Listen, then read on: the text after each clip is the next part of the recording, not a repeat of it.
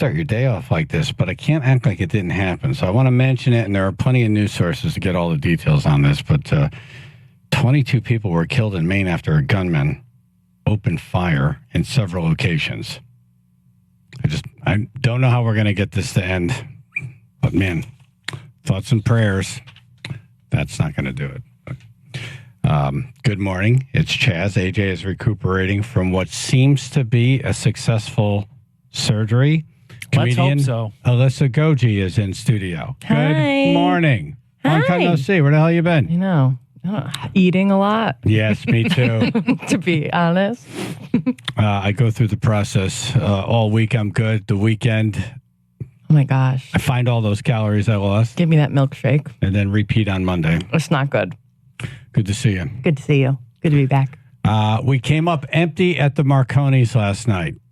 All connoisseur media nominations. Over. 0. Over. However, I did do something there that Did you? we're going to find out how the nation reads this as people wake up.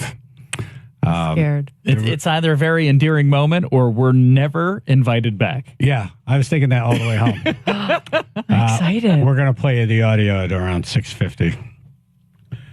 Here's a story that's local, and it's just disgusting. A Brantford guy was accused of abandoning 4 kittens in a dumpster. Oh, man. You know, there's no reason for this. No. They make it very easy to avoid exactly that. That's There's horrible. too many animal shelters. Yeah. We love kittens. Kitties. Kitties. They're little kitties. Little kitties. They can't even drink milk on their own. Go on They Facebook. can't go to the tiny little kitty refrigerator and open up the little milk bottle. I don't have any thumbs. Who would do this? Evil people. Gross people. Yeah, that's really gross. Brantford man accused of abandoning 4 kittens in a dumpster. I guess it happened in August. Probably just pressing charges now. Brantford Animal Control received frantic calls from the concerned residents that there were newborn kittens crying in a dumpster. Sad. If you have a rescue pet and the pet has a story, call it in, because these stories always amaze me. Yeah. The 2 cats that I have pretty compelling backstory. Oh my God. 4 kittens found at the bottom of a dumpster outside of a plastic garbage bag. So clearly they were in a garbage bag. He dumps them, and then they got out. I actually found them. I was enjoying my lunch in the garbage and What, your found cat? those kittens. Oh, is that right? Yeah. Well, yeah, Alyssa's a raccoon. I'm a raccoon. That's right, that's Phil. Officials said one of them had died. One was in critical condition, struggling to breathe, and 2 were crying. By the way, listening to cats cry is like little kittens. It's like the saddest thing. I know. I don't know how you hear that sound and think, yeah, I'm just going to throw them in a dumpster. All 4 were found soaking wet due to the downpours of the rain of that day. All 4 took it to the vet. Only 1 survived. I didn't know it was going to be this sad. That kitten was reunited with his mother and is being taken care of at an animal shelter. After a thorough investigation, a 30-year-old was arrested on October 23rd. So, yeah, that's why we're doing this story now. He is currently in police custody, being held on $25,000 bond. Wow. People. People suck sometimes. People. People shock. Do you think that this is one defective part of this guy's brain, or do you think he's like kind of just a bad person all around? I think I would say bad person. Like, even just if you're not going to go to the shelter, and I don't recommend this, but if you were to just do this, Facebook Marketplace, Facebook, be like, I was just gonna come get a say. free kitten. You will have no kittens by the end of the day. People Yeah. will come and get them.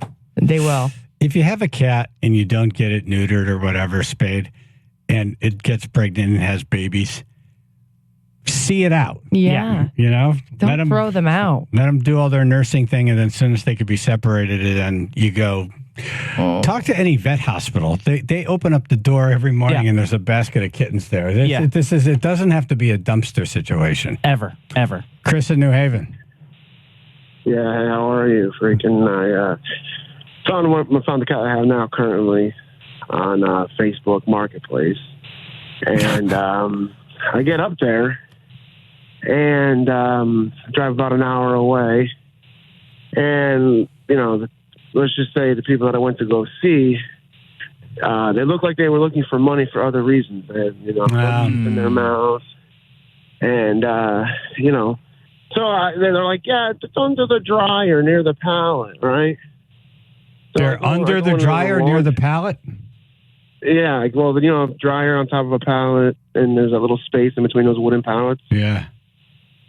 So they're underneath there, covered in dust bunnies, and you know how how cats when they're born sometimes they have like that fever like on the outside of their hairs. Yeah, you can tell if they were born sick. And there's like 6 other cats under there, and I went only there for one. So, well, it's a good story that you got the one and they weren't in a dumpster. It's true. Yeah, well, just to let everybody know that there is places out there like they advocate like get your cat fixed now. Some places do it for free. Some places have payment plans. Yeah, the two there's kittens. So many options out there, and I think and I think it's like born into people to be screwed up to animals. It's a natural born into thing. people. Oh, I see. You're born that way. Yeah. It's not something you learn over time. Yeah. You're just born defective. It makes sense. You're born messed up. Well, they say that serial killers generally start with animals, then they work their way up. Oh, yeah. So if you could do something cruel to animals, then humans would be the next Oh my step. God, I kicked my dog by accident in the dark this morning, and I cried for Thanks, guys. an hour. I can see your eyes are all swollen. Thank you, Chris. Yeah. My 2 kitties, I don't know who could do this. First of all, there's a league of people out there who do this animal work. Yeah. There's like almost no money in it. I don't think there's any money. I don't think there is either. It seems like they're always in need. They're just good Yeah. people. Certainly. Right. They this woman that I Not dealt the with, people, the organizations, but yeah. Yeah, this woman, every morning she goes under certain bridges where she knows cats get dropped off to find cats that have been dropped off or feral cats to bring them in to. Oh my God. Yeah. I can't even put a bra on in the morning. Exactly. Right. And she's like saving the planet. That's nuts. She found 2 litters of kitties in a Tupperware bin, zip tied. Yeah. Don't. Like, why would you zip tie it? No. Why don't you give them the chance to get out? And we have a kitty from each litter.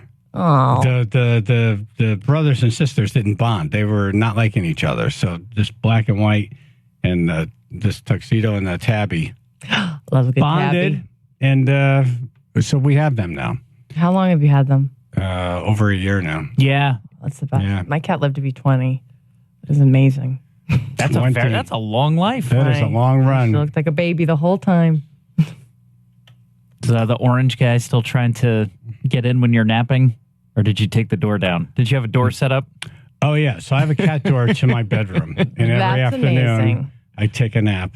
And so we lock it one way. So if they get stuck in the room, they can walk out. But then you can't come in when we don't want you in. Oh, He's that's figured out smart. a way to tap the door with his paw, bounce it, It's like nothing. grab it with his claws, pull it up, and he walks in. So, yeah, he's in there every day Cats with are me the best, taking a nap. man. Cats are the best. So you'll hear dunk, dunk, dunk, dunk. As soon as the dunk stops, you're going to hear meow. Yeah, they're like babies. He's like a little magician. He's a Houdini. It is. Now the other one is starting to do that. Like, so I'm in there bonding Oh, with they're him now. learning. They're Yeah. speaking to each other Yeah. now. Well, the other one's like, hey, you guys are in there. I want to come in. What did he do? How did he do that? Doink, doink, doink, doink. If you attend my afternoon seminar, I will show you. Oh, I love that. Chris and Waterbury. Hi, good morning. Hey. I was listening to your story. I have 2 cats. Tabby, she's, I think, from the south somewhere, and her name is Olivia. And Sophie, she's a calico. She comes from Egypt. Wow. So I think, so years ago, a cousin of mine. You mean like went she on was vacation born in Egypt? She speaks Egyptian. Walks like She an speaks Egyptian. hieroglyphics.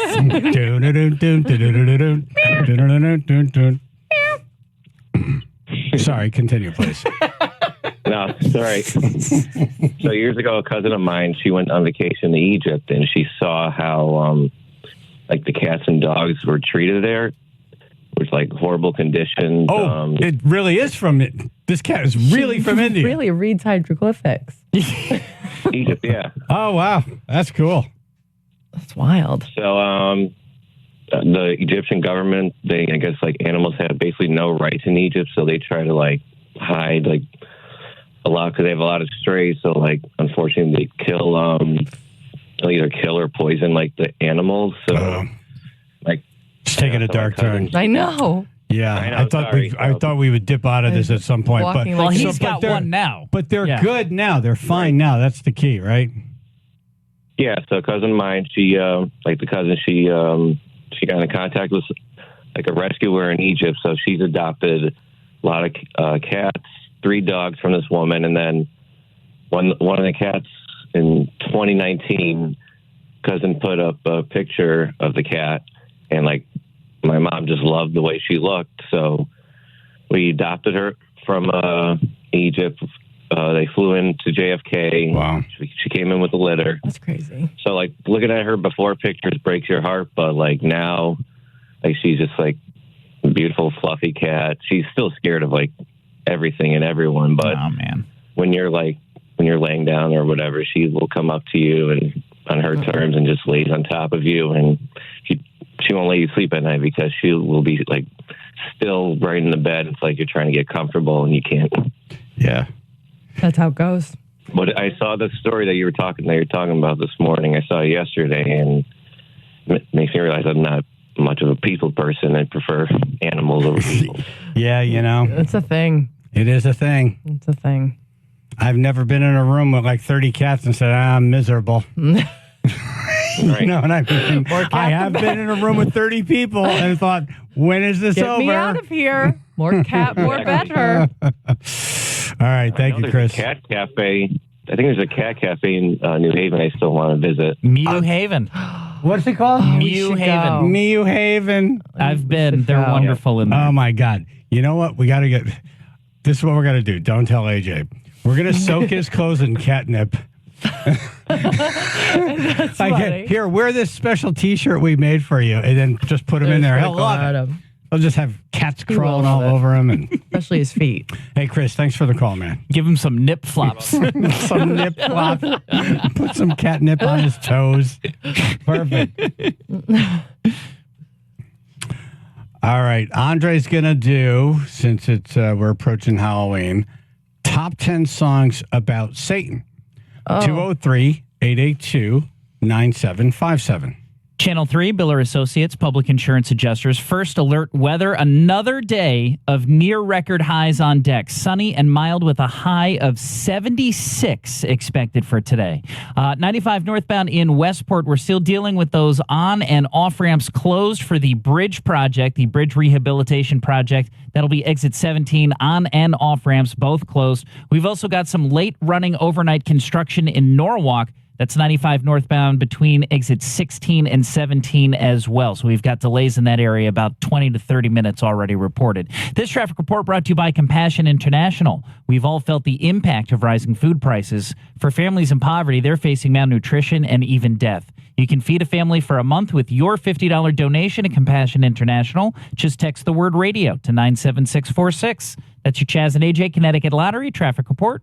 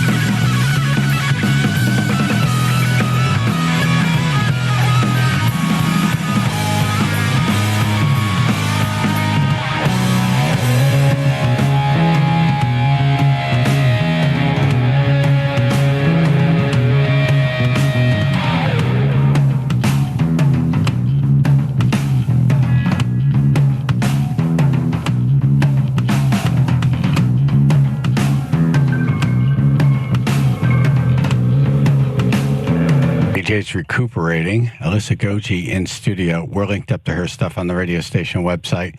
Andre from Derby's doing the list. Top 10 songs about Satan. Paul Lingford. Morning, guys. Andre. Hey, About Devil's Child, Judas Priest. that is a song that has devil in the title, but it's not about Satan, not about the devil. It's not. Man. No. What's it about? It is not. It's about just being with someone and they wind up screwing you over. Oh, so Yikes. it's like relationship Satan. Yep, exactly. Got it. The not real like devil. Satan in the Bible The or real whatever. evil. It's like No, Satan, no, Satan. no. Like, Exactly. got half of your stuff, Satan. Yes. Run away. Sucked you in, convinced you, and then acted like your heart was a piece of trash and stomped on it, Satan. That kind of Satan. Kind of evil. Yeah, the kind of evil the devil goes, oof, that's rough. That kind of thing. Yeah, the devil's like, wow, you're Yeah, good, that's you. story. Yeah. James and Wallingford. Taking notes on that one. Good morning, guys. Hey, I'm going to say Devil went down to Georgia. He's looking for a soul steal. There you go. Number 4 from the Charlie Keep it Daniels going. Band. keep it going. How much can you do, James? Don't stop now. It's too early. I haven't had my coffee yet. Thank you, James. Charlie did. Listen to him. Listen to him Guys. go. Yeah, it's talking about the devil trying to gain a young man's soul through a fiddle playing contest. The devil went down to Georgia. That's a lot of pressure. For a soul steal. He was in a bang because he was way And behind. I don't know. You know, when I was younger, I thought that Came across the this devil young man won, sawing but on a now fiddle and playing it hot. I feel like And the devil jumped up on a hickory Johnny and won. said, Boy, let me tell you what. Johnny's a better individual player, but the devil had the band of demons. And if you'd care to take Speaking it, facts. I'll I like make the a riff bet the with devil you. came up with better. Yeah. Pretty good fiddle, Right. boy, but Little give the riff. devil But in terms of fiddle playing, Johnny won that. better than you. The boy said, my name's Johnny. And Kind of almost like the movie Crossroads. Remember that movie? is that with Britney I Spears? say with Brittany. Not that movie. No, the one with Steve Vai with Daniel, Ralph Macchio. Ralph Macchio. Daniel Spears. No, I don't remember this movie at all. No, you don't? If No. you're a Britney fan, just say it. I am not. I'm a fan of what she used to look like, but that's about it. I went to Crossroads, Britney Spears, but not anything with Ralph Macchio in it. Go say. Oh, you saw that movie, but you didn't see the Ralph Macchio movie? Me too. Yeah, and I'm proud to say that. Me too. I don't know what heard to say. the judgment. I heard it happening. I don't know Times what are to tough. say to that. Yeah, I did. Oh, baby. I'll wear a T-shirt that says that. Emma in Wallingford. I'm going to say Running with the Devil. No. Again, another song with devil in the title, but not about Satan himself. It's kind of like Running Loose, Running Wild back in the days of L.A., but not about Satan. Satan? Much knowledge. Could it be Satan? Satan?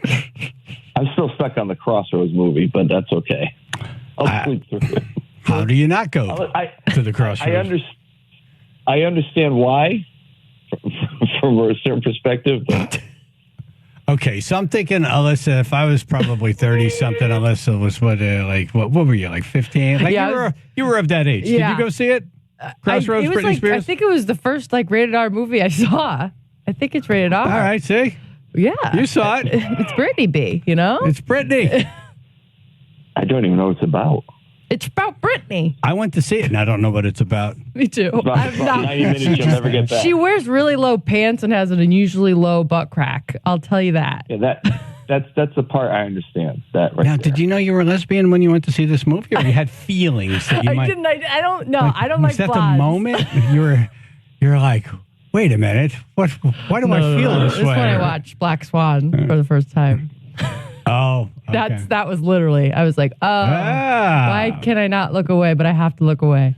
Right, you're like, That movie I saw. Literally. Yeah. Yeah, it was nuts. All right, Big Mike. Good morning. Hi. Hey, We're gonna run with Motley Crue. Shout at the Devil. there you go. Yes, number 2. The Thank you, title Mike. track of his second album.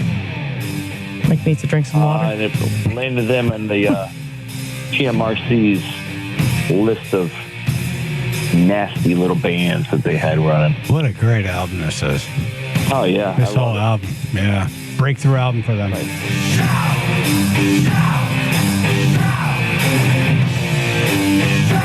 In Vince's voice, perfect.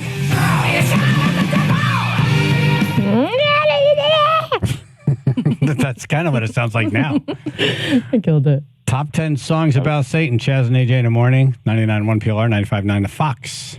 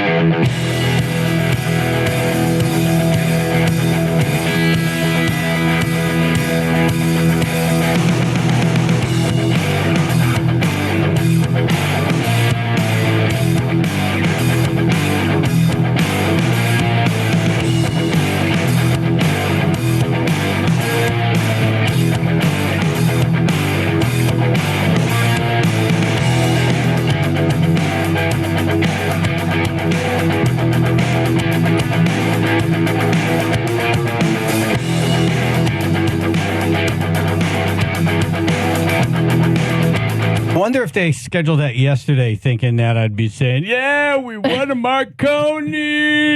You won in my heart. Whoa, thank you, Tribe. Congratulations. Yay. No time. Yep. You won in my heart. We did not win a Marconi last night. We did not win for WPLR or the morning show. However, something did happen there that I like even better than coming home with a Marconi. And I'm not sure how. I'm not sure if I'll be invited back. I hope so. I hope they took it in the spirit in which it was done. And we'll talk about that in the next break. Chaz and AJ in the morning, 99.1 PLR, 95.9 The Fox. AJ is recuperating from what we believe to be successful surgery. Yay. We'll talk to him later today. Alyssa Goji's in. We're linked up to all her stuff. Brilliant comedian. Follow her. Thank you. Andre is doing the top 10 songs about Satan. What do we get so far? Yeah, Shout the Devil, and Devil Went Down to Georgia. These are songs about Satan, not devil in the title. Sean and Milford. Yes, I'm going to go with Sympathy for the Devil by the Rolling Stones. You got it. Number 5. Thank you, Sean. Opening track from the Beggar's Banquet album. And it's basically the perspective of the devil singing to you and all the bad things that happens and gotta guess his name. That's Mick Jagger walking around stepping on Legos. That's why he does that chicken walk. His feet are sore. We were talking. Sorry, go ahead. Somebody told me that new album is really good. I haven't listened to it yet, but somebody said it's like really good.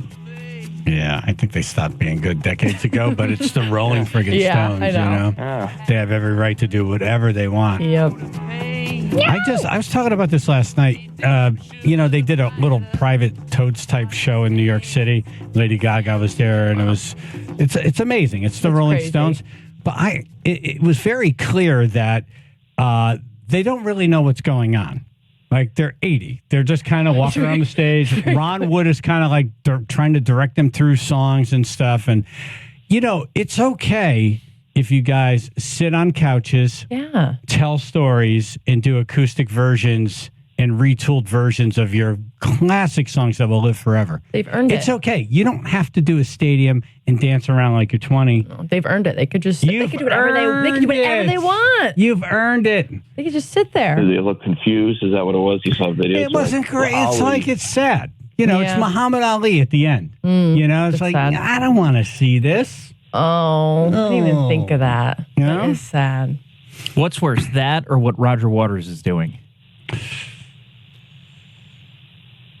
You have to really think about it. Yeah, I don't know. You mean retooling Dark Side of the Moon, or just bitching for an entire show?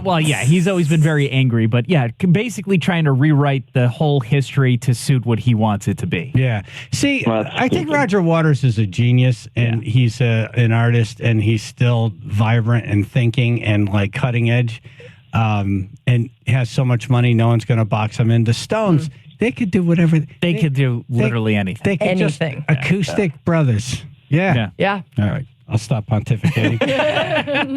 Seeing I'm not even a Marconi Award winner from last night. Let's go to Big Chris. Hey, Big Chris. Good morning, guys. God bless you, Jay. Yes. I think Running with the Devil is classic. Called in, not on the list. Because it's about that's more about hell raising. How about Grateful Dead song? Friend of the Devil. Friend of the Devil. Yeah, I put the Dead on there. I hate him, but Listen to how disappointed he is. Thank you, Chris. even if Phil asked me why is that on there, I'm like, Yeah. It shocked me. I'm not going to lie. it shocked me, but I'm like, it's PLR, I got to put it on there. Well, he was given this task yesterday at around 11 a.m. That's true. So thank you for jumping in. Okay. Listen, if you ever hear me listening to the Grateful Dead, you'll know I am possessed by Satan. That's how you'll know. He's a body snatcher. Right. But Chewy will be next to me. Sean Chewy loves the dead. Really? Mm-hmm. Oh, yeah, he sure is. Big Dead fan. How do you know that? How does that even happen? Because I've known Chewy for years. I used to work with him at Sam Ash. Oh, that Chewy. Yeah. I was thinking What of... do you think, Chewbacca? I don't know. No, I thought you had a pet named Chewy. I was going to say, No, Sean Chewy. So does Ruth. That's my nickname, Colin. Oh, Chewy. Yeah, Sean Chewy. Oh, Chewy lives the experience. Trust me, anytime I see him, he's I know. like he's at a Grateful Dead show. Yeah. Good morning, Joe. Hey, how about Black Sabbath, the Wizard? It says in it, Satan spreads his wings. I will, well, first of all, the song Black Sabbath says that, but I will give you Black Sabbath. NIB is basically the lyrics are from the first person view of Lucifer himself. So even though the name of the song has nothing to do with it.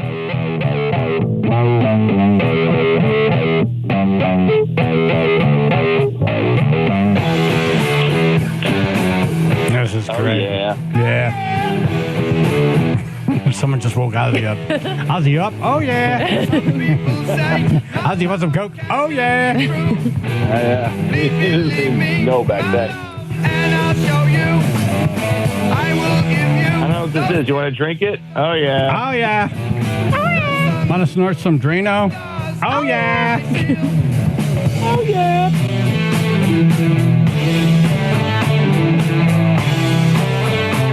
Ruth is saying that War Pigs, quote, Satan laughing spreads his wings. But that's about war, right? Not about Satan. That's political. Yeah. Mm. Correct. Right, but he quoted that line. Mm-hmm. That was from. Oh, that's right. War Ruth, Pigs. you got me. Oh. I was You're much more. Oh, you've been Ruth. You're far more awake. Ruth is that. You got me. Jimmy in North Haven. I dropped a Ruth bomb.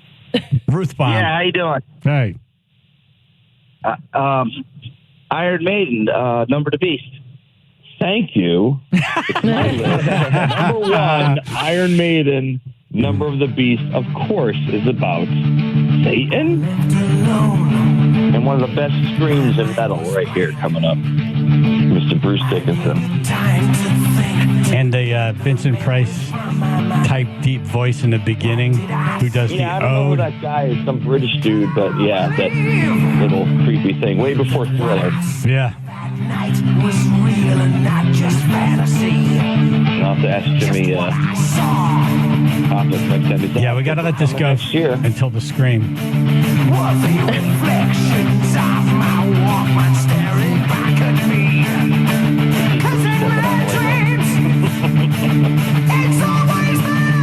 That's not it. Nope.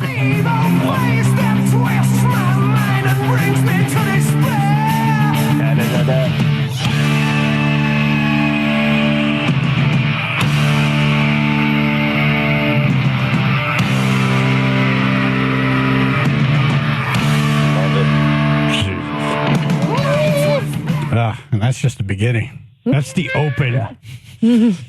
Oh, yeah. When I sing that, I That's right. Then there's Ozzy. Oh, yeah.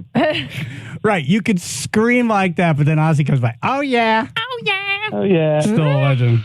Oh, yeah. Chris in Manchester, top 10 songs about Satan. Hey, guys. Good morning. I'm going to say In League with Satan by Venom. Dude, that's great. I did not put that in the list, but that is awesome. So you know what I'm going to give you? I'm going to give you number 10 because nobody's going to get it. I got The Oath by Merciful Fate because Andre just wants to hear me play the song. That song, and it's funny, I haven't heard it last night. I bet you would have guessed that. That song is basically the Satanic Oath to music, 100% about Satan. But Venom, man, that's good. Thank you, Chris.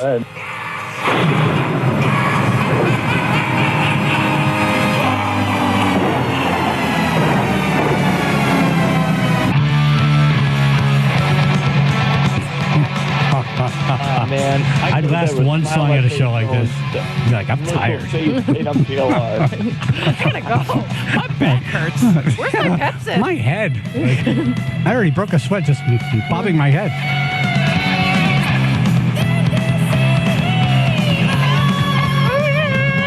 Wow.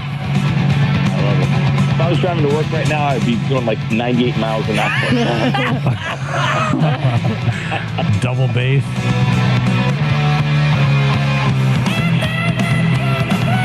Who is this?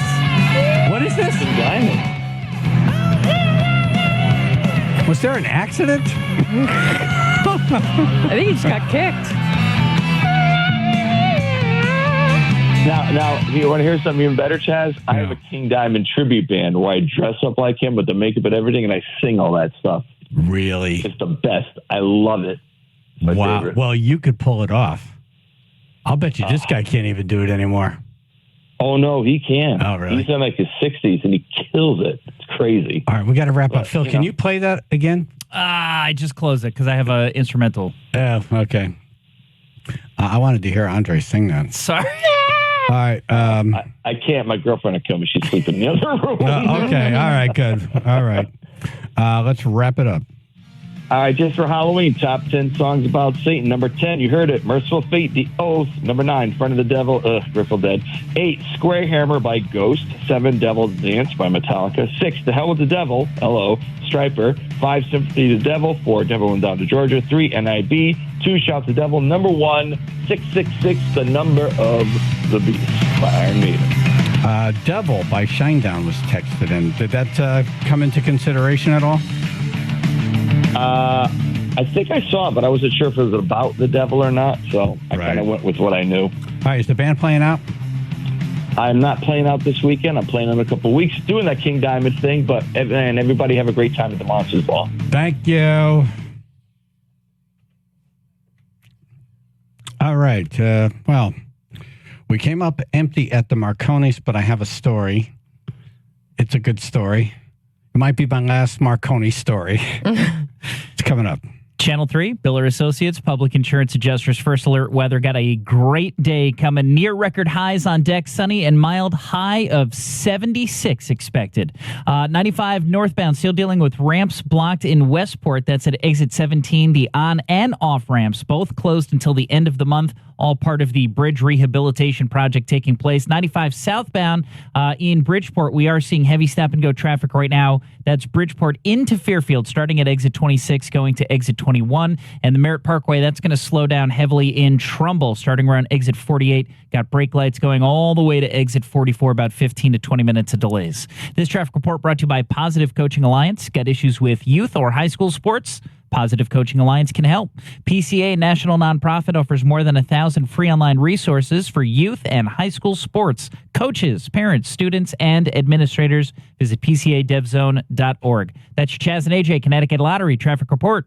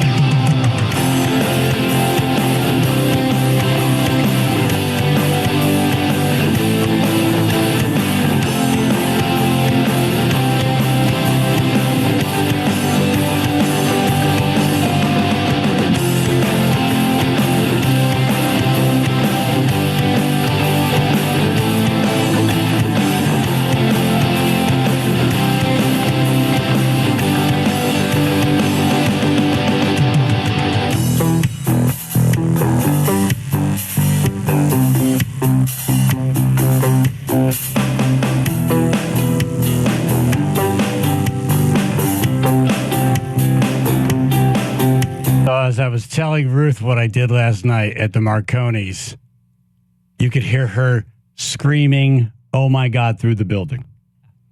I was in the kitchen and I was like, something has happened. I just heard, "Oh no!"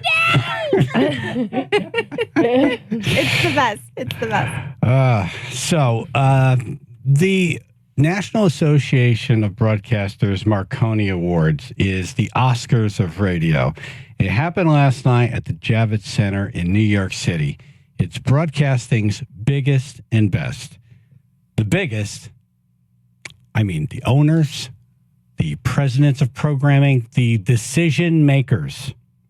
The best, all of the nominated shows and personalities and talent from all over the country are all gathered, and we're all wearing nice clothes.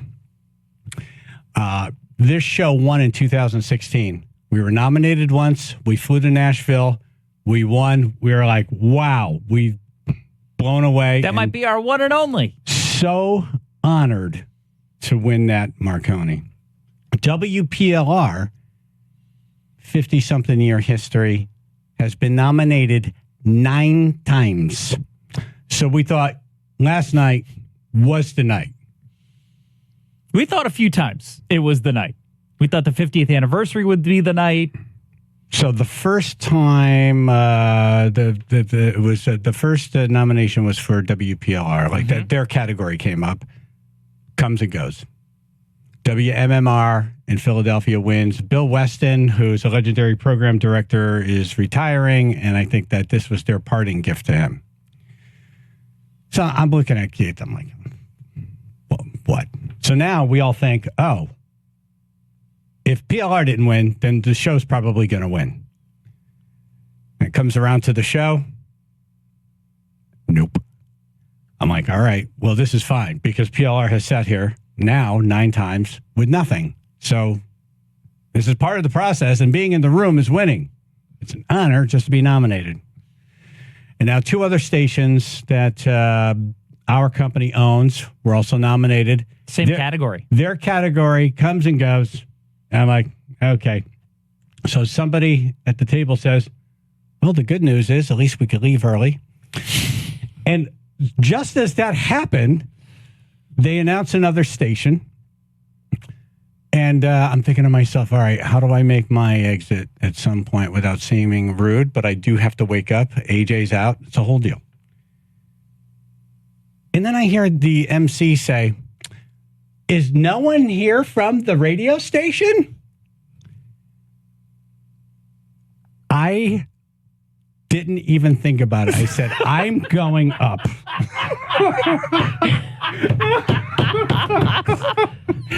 I remember seeing a clip of Will Ferrell, and they announced Prince, and they show Will Ferrell's face, and you could see he's thinking about going up, and he lost that half a second. You only have a half a second to just say, I'm here, and I just start walking, and I raise my hand, and I'm walking. So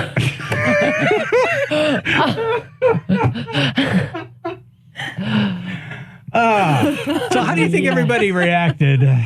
Well, you know what's great is there's no plan here, right? So no one at the table even knew what was happening. No. So there's this whole debate that's happening as you're walking onto the stage.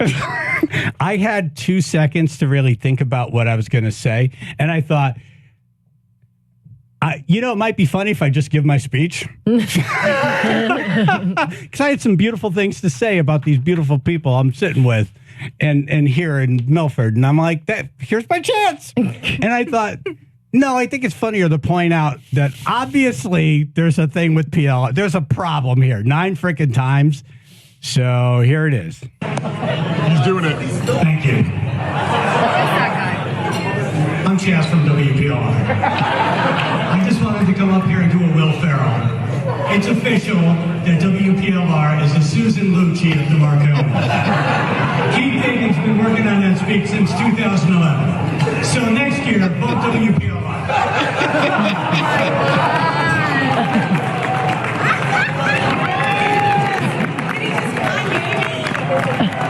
Did she say, did he just Kanye me? Yes. I was thinking more of Will Ferrell than Kanye.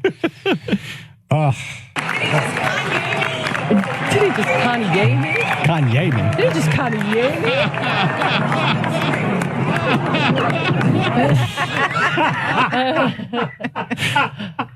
For those of you who don't know, that's our program director. Alan.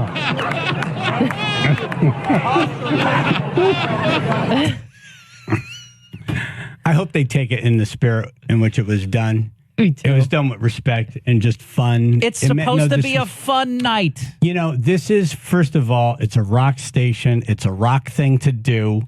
It was, not for nothing, the most fun thing that happened there. And this is what this industry needs. This kind of like, hey, let's have a good time. Let's not take ourselves too seriously. And we've all seen what has become of other award shows when you take yourselves too seriously. Exactly right. Now, if you want everything, if you don't want your house messed up, don't have kids, but then die alone. Okay? I'm the kid in the room. By the way, we were nominated for personality. Personality. Epic. Oh boy. The room, like that phone is not picking it up. That room was so friggin' loud. The last thing I remember hearing her say is, settle down, settle down, settle down. And the room was just going nuts. Not everyone was happy. I think most people were happy. You could hear most people were happy. Definitely Alan was happy. Yeah. Honestly, all that counts. And then as soon as the room went dark to play the next nominee video montage, I said, I'm out of here. I'm not waiting around. This was fun. I'm not going to let them kick me out. I'm just going to leave. So we had a good time at the Marconi's last night. Didn't work Clearly. out. I didn't. This one wasn't even in my plan. All right. Hartford, rats and car thefts. What is going on? Next in news. Channel 3 Biller Associates Public Insurance Adjusters First Alert weather. High of 76 expected today. That is another day near record highs. Sunny and mild and clear all day today. Going to be very, very nice. In Westport right now, 95 northbound, still dealing with the on and off ramps closed. That'll be exit 17 going through the end of October, part of the bridge rehabilitation project. 95 southbound, Bridgeport slowing down around exit 26 going into Fairfield at exit 21. About 20 minutes of delays now. And the Merritt Parkway stopping in Trumbull. Not stopping, I'm sorry, slowing down heavily. Stop and go traffic, rather. That'll start at exit 48 going into Fairfield around exit 44. This traffic report brought to you by Positive Coaching Alliance. Got issues with youth or high school sports? Positive Coaching Alliance can help.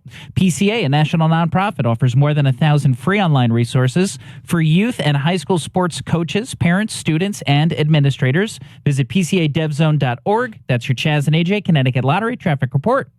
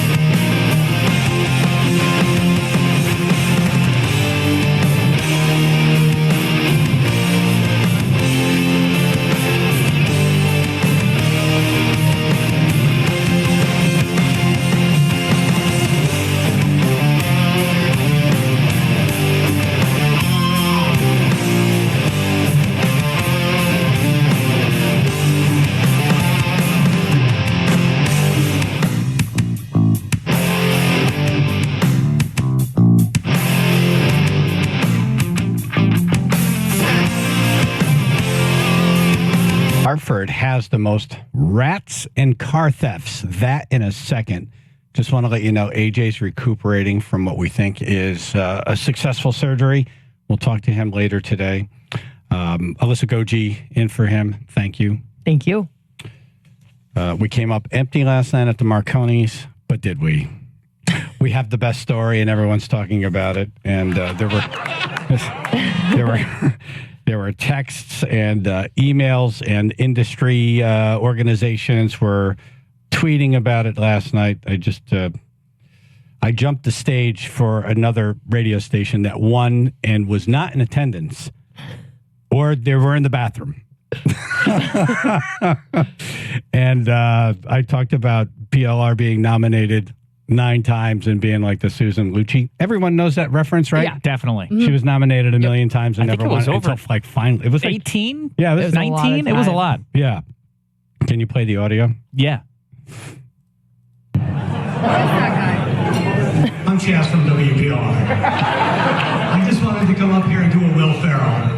It's official that WPLR is the Susan Lucci of the Marconi. Keith Dagan's been working on that speech since 2011. So next year, vote WPLR. Oh my God. Oh my God.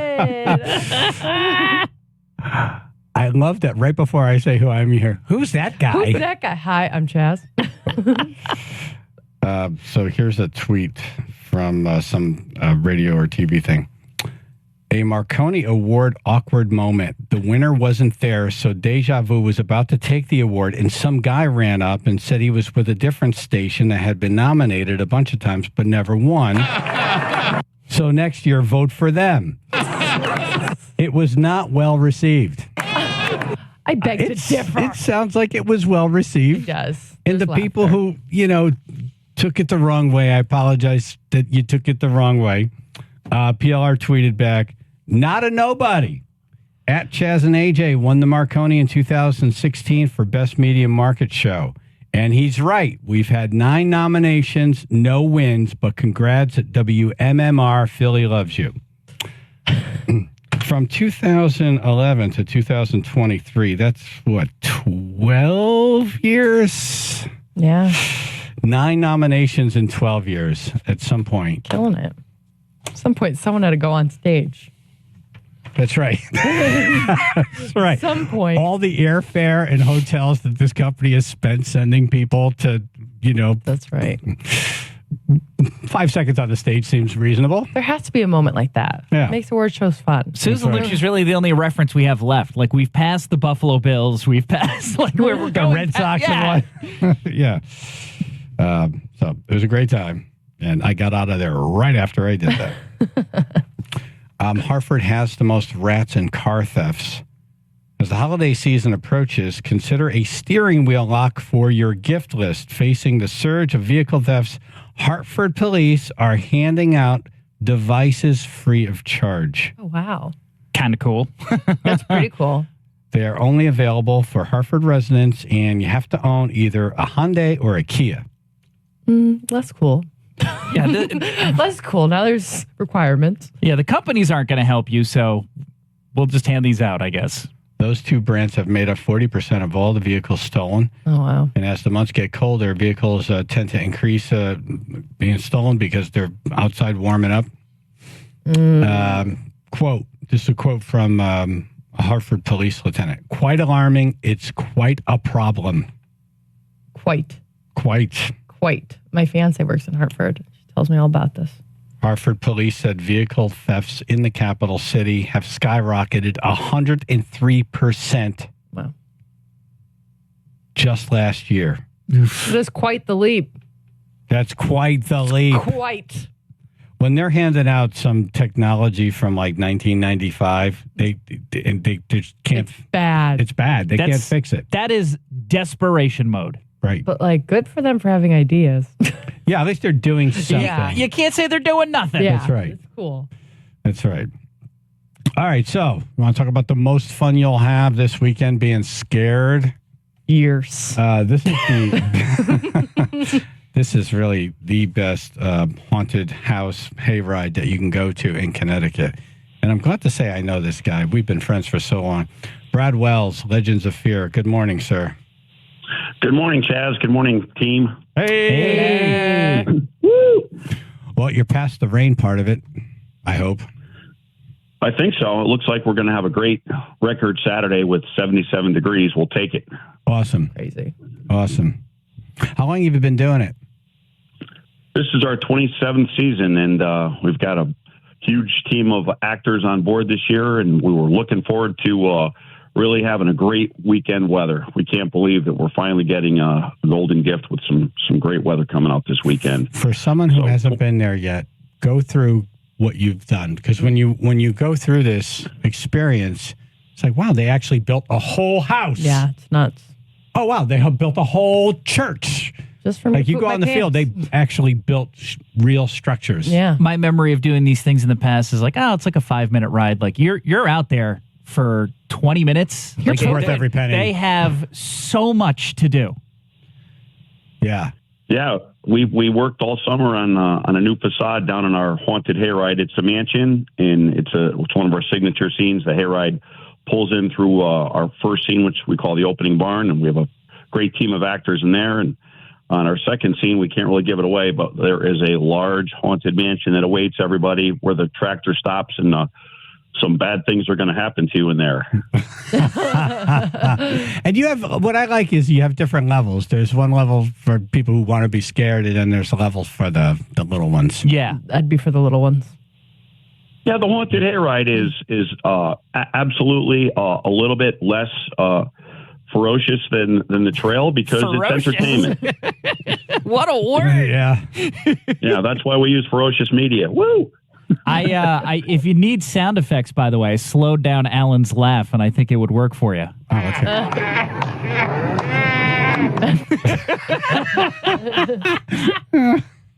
There you go. That sounds great. Yeah, what a production this is. It's nuts. So the hayride this year is a little over a mile long, and it is absolutely 30 minutes long. It's been well received by people, and we're hoping that between the hayride and the trail that we're going to have over 200 people working on this weekend. Wow, that's great. You know, you ever see a movie where it's fall in New England, and there's some, a gathering, like a festival, and people are drinking apple cider, and there's music playing, and there's bales of hay and all kinds of farm kind of stuff.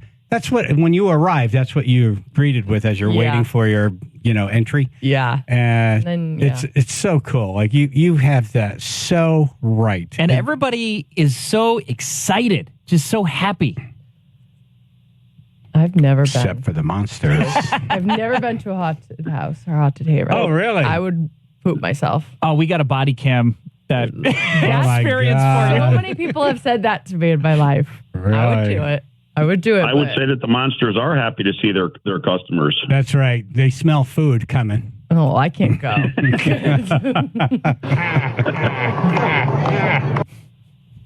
Oh, Alan. Do you have tickets available for this weekend? I'm guessing do you sell out? I'm guessing you can only get so many people through, right? Yeah, the tickets are available online at legendsofear.com. But tonight is Thursday. We have a Scare Saver special. Tonight, the Hallow Trail is open from 7 p.m. till 8:30 p.m. with a weeknight opening. And we're looking forward towards a beautiful sunny day today. So people can come out to the farm or just get the tickets online. You have so many scenes that would be a beautiful closer. And it's just a closer after a closer. Like, wow, this giant barn. Wow, this giant house. Wow, this church out in the middle of this field. That would be the feature, like almost anywhere else. Where are we? It would be a mind-blowing closer, and it's just one after another after another. It's really something. And don't forget, once you get past that church into the farthest reaches of the farm on Sawmill City Road, we have the Melonheads. Can't forget the Melonheads. And you know what's funny? They don't even need any makeup. They're real Melonheads. It's real. Absolutely. Frightening. Every year we have several people that go into the trail that never come out, and that's been a constant problem. Hold on. James from Seymour has a question for you. James?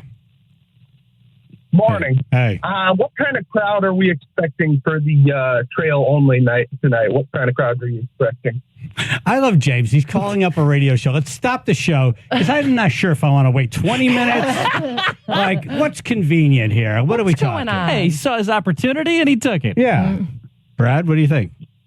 We're going to have a nice crowd tonight. I would say that we're going to be starting the parking lot tonight about 6 p.m. And it looks promising. I think it's hard to tell right now because he's calling for himself, Brad. Like, what's the wait time? We're a lot like the movie. I would say tonight the wait time's probably going to be able to walk right in. Maybe 15-minute wait. That's nothing. Oh, by the way, Brad, it's Farmall James. What? I didn't hear him. Who is it? Cornwall? Cornwall James? Something James? Well, he's gone. Seemed like he knew you in some way. Chaz and AJ. Gone. Same. Ghost. Well, Brad, anything else? You guys have been fantastic. I hope that we hope to see you soon at the farm, and I wish AJ the best, and can't wait to talk to you guys soon. Thank you, brother. I just love your family farm. How long has that been in the family? We've had the farm in the family since 1842, and the farm came down to Mom, and she was gracious enough to give it to our family. So it's been in the farm for a long time, 180 years. How many acres? We have 45 acres where the haunt is located, right there.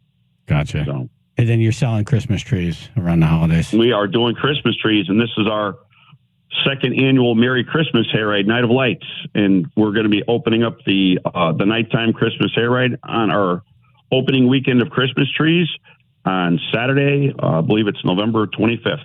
I love this guy. I'll call him for something, and he'll be like, "Hold on, let me turn the tractor off." I just love that. I'd love to live that life. I know it's hard work, and I'd be into it for a week and say, "What the hell did I get myself into?" A week. I always think that. But like turn the tractor off, and then if there's someone in the community, he'll like under the radar call me and say, "Hey, there's an event going on for this person," and he's the real deal. Brad, thank you, brother. Appreciate you. The best. Have a great day. Thanks for having me on. Man. Always. All right. Dumbass news.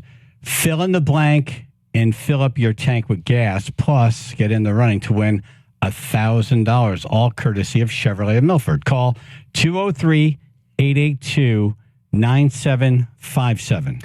Channel 3, Biller Associates, Public Insurance Adjusters First Alert Weather. No alert. The alert today is it's going to be awesome. Another sunny and mild day with a high of 76 expected.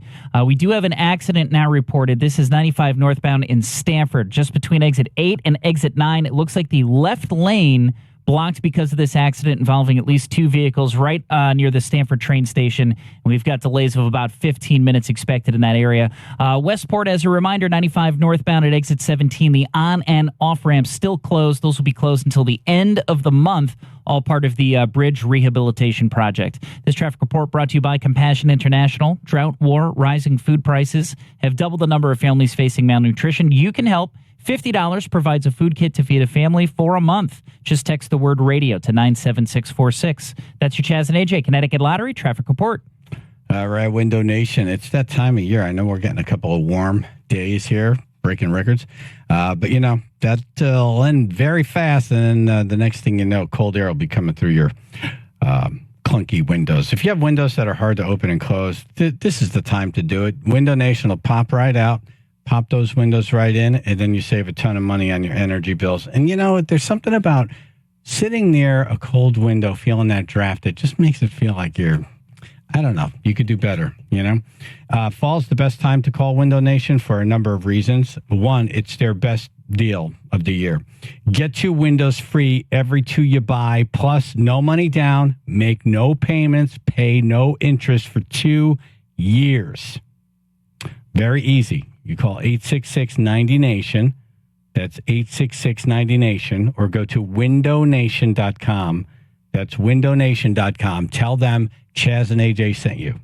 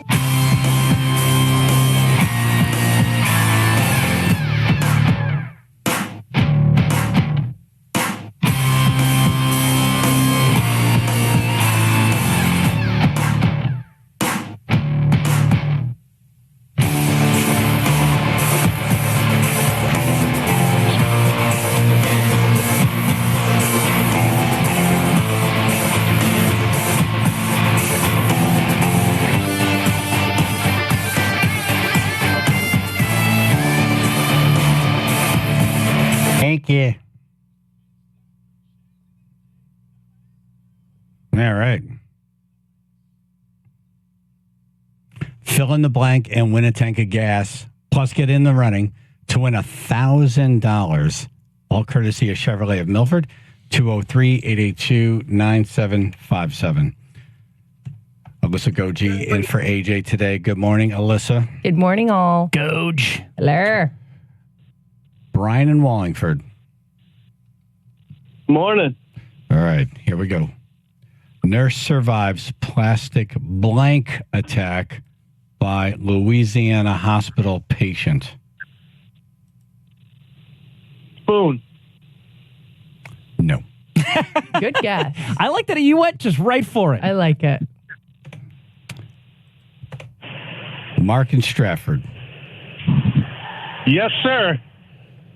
Nurse survives plastic blank attack by Louisiana hospital patient. Plastic, the urinal thing, the pee in the bottle thing. The what? No. You know, funnel. No. That's all right, man. You were on the spot. That's if there's a nurse listening who was attacked by a urine bottle, please call. Mike in Milford. Yes. It's a spork. A spork is correct. Nice. Did you Google nice that? work. You Googled it. I did. Yeah. That's the advantage of being 2 or 3 deep. Yeah. You get to Google. Oh, yep. Yep. Well, congratulations to you. Oh, thank you. All right. You got a tank of gas, and you're in the running to win $1,000 from Chevrolet of Milford. And you're in Milford. Awesome. How cool is that? All right. All Well, I right. work in Milford, so I'm in Milford. Perfect. Thank you, Mike. Congratulations. Yeah, nurses, if you've been attacked by plastic things, please call and share your story. Let us know. We want to know. 203-882-9757. A Louisiana nurse survived an attempted spork stabbing by an extremely combative and aggressive patient. Yikes. This is where I think I'd come up short as a nurse. Same. Oh, you want to? Oh, how cute. You brought a spork to a scalpel fight. She's one of those wooden tongue depressors from the ice cream thing. I know. What do you fight back with? You know those metal bedpans? Oh, no. Toing, toing, toing, toing, toing on the head. And it's gone. Release the spark! Doing, doing, doing. I want to know how bad it was. The spork attack? Yeah. Spork attack. Yeah, like, did he even break the skin? Like, did he go for the eye? Because I've attempted to eat like a piece of chicken with a spork, and they just snap. They snap. It was a good idea, but it was a bad idea. Like, I know what they were saying. Why do we have all these plastic things? Someone's going to use a fork or a spoon, not both. So let's just make one thing. Let's morph it. Let's morph it. Let's morph it. Just didn't work. Oh, love Didn't work. Spork. They took it 90% of the way there. They just didn't reinforce it enough. Chaz and AJ. Yeah, how you doing? I just wanted to take a gas, but nobody took my information, so I don't know how. We have your Mike, information. you're all set, brother. You'll be contacted. All right. Okay. Thank you. Mike, you wanna just get all your disruptions out now? Missed you, Mike. What else? He doesn't live in Milford, but he works in I was Milford. calling from a landline, so I didn't know if you had any of my information. All right. Yeah, no, we have it. All right. Excellent. Thank you. All right. Thank you. We'll be in touch. Landline. So the patient was arrested after a female nurse said he attempted to stab her with a plastic spork. The nurse was able to dodge the alleged spork stabbing. Nice. I have to tell you, when you go in for health care, just be nice to these people. Oh, my God. They're not your waiter or waitress. No. They're trying to help you. They're tired. It's not their fault you're sick. Mm-mm. They're trying to make it better. It's not their fault that things are running late. What do you think the reason was? They didn't get there. I need my Jell-O! Where's my pudding cup? It's complimentary. Well, if he's stabbing him with a spark, it doesn't like the meal. That could happen. Again, not something the nurse did. Nurses don't make She's the not food. in the kitchen. She's not making the food. If you got chicken or whatever that is, you didn't get meatloaf. It's not their fault. Mac and cheese, no breadcrumbs. Are you kidding? Not even Ritz crackers. Oh, man. A probable cause affidavit does not reveal why he was in the hospital or whether the spork was seized as evidence. That makes a great picture. That is his spork for life. Well, are you marked now when you go to the emergency room? Is there something? Because, what your pulse rate was 18 years ago will come up. Yes. Like, it should be combative asshole. That's it. Should come and up. one time, if you do it at age 20, when you're 87, Right. that'll be one of the first things they see. Yeah, no, it should come up. Red screen, combative a-hole. Don't give them.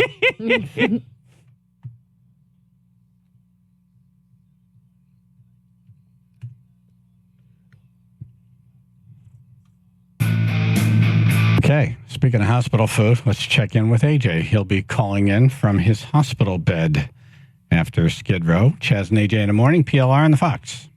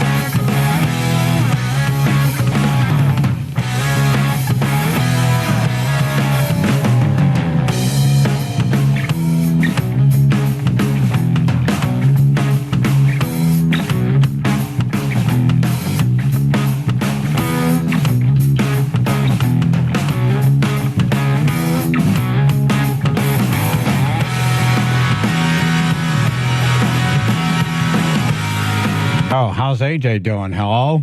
Does anybody know? Hello? Does AJ know? Hello? Hello? Hello? Ladies and gentlemen, a man broadcasting from his hospital bed. Woo! Chaz and AJ in the morning, 99.1 PLR, 95.9 The Fox. Alyssa Goji in studio, in for AJ. Thank you, Alyssa. Thank you. We're linked up to all of Alyssa's stuff on the radio station website. AJ on the phone from Bridgeport Hospital. Hello? Hello? Hello? Hello? How did it go? Okay. I got the Not pee a lot convincing. last night, I the know. first one. Not convincing. What do you mean, Well, you okay? Okay, Hungry. As to be expelled. Oh my God, I'm starving right now. Right Do you now. have any I'd eat real food anything. yet? Oh my God. No, I had somewhere around 8:30, 9 o'clock. I had a little bit of beef broth, a little cup of unsweetened iced tea, and some lemon Italian ice. That beef broth, too. That's like just a cup of water poured over some beef and then like poured out of the pan. That wasn't even cooked with the beef. Poor AJ. Right. They need too much beef broth in that hospital to give everyone real beef just hot broth. That's water. watered down. They probably have a little cube that they put in their beef flavored cube. Bouillon. Exactly. It's like that Simpsons joke. Hey, good gravy. Thanks. It's just brown and water. That was exactly it. Oh, poor AJ. I had breakfast and I'm about to eat this table. I can't even imagine. God. Oh, yeah. When is the last time you had a real meal? 1 o'clock on, let's see, what day to go in? 1 o'clock on Wednesday? Wow. No, 1 o'clock, no, 1 o'clock Tuesday. 1 o'clock Tuesday. Yikes. Yeah, I had a turkey sandwich.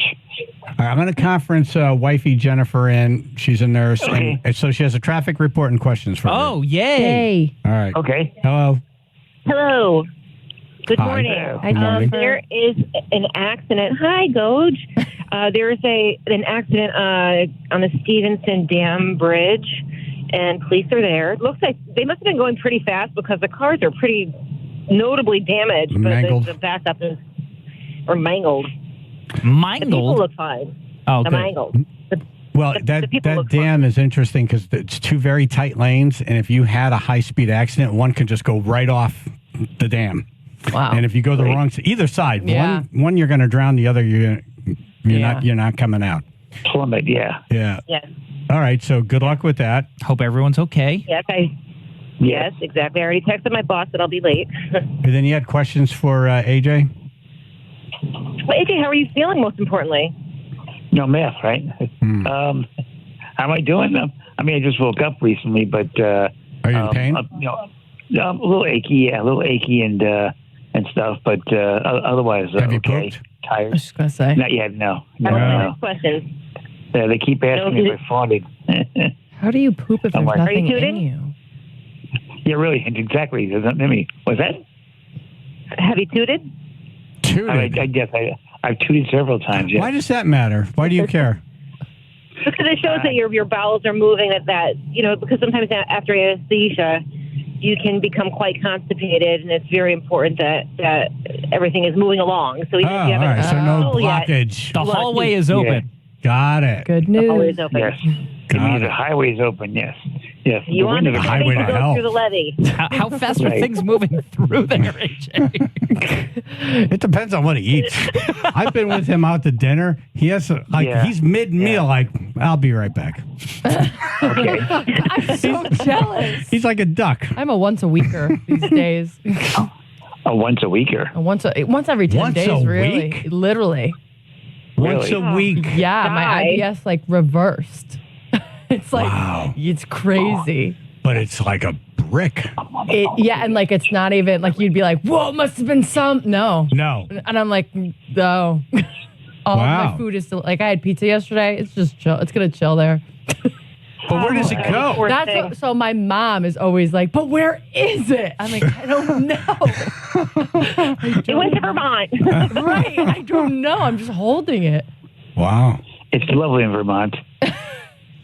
That's not what I've heard. That's, how much do you eat in a day? Okay, Chaz, it's me. Right.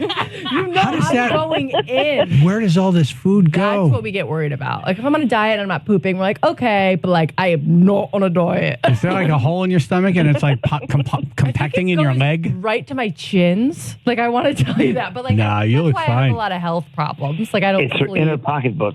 Like, yeah. She has a purse somewhere It's inside. just there. Everyone's like, why are you so Exactly right. tired? I'm like, I haven't pooped in 10 days. She's got small Load of intestine, crap. big intestine, trash compactor. So it just like kind of compresses Miraculous. everything. It's a thing. I think she hides them like missiles. Ready whenever you want them.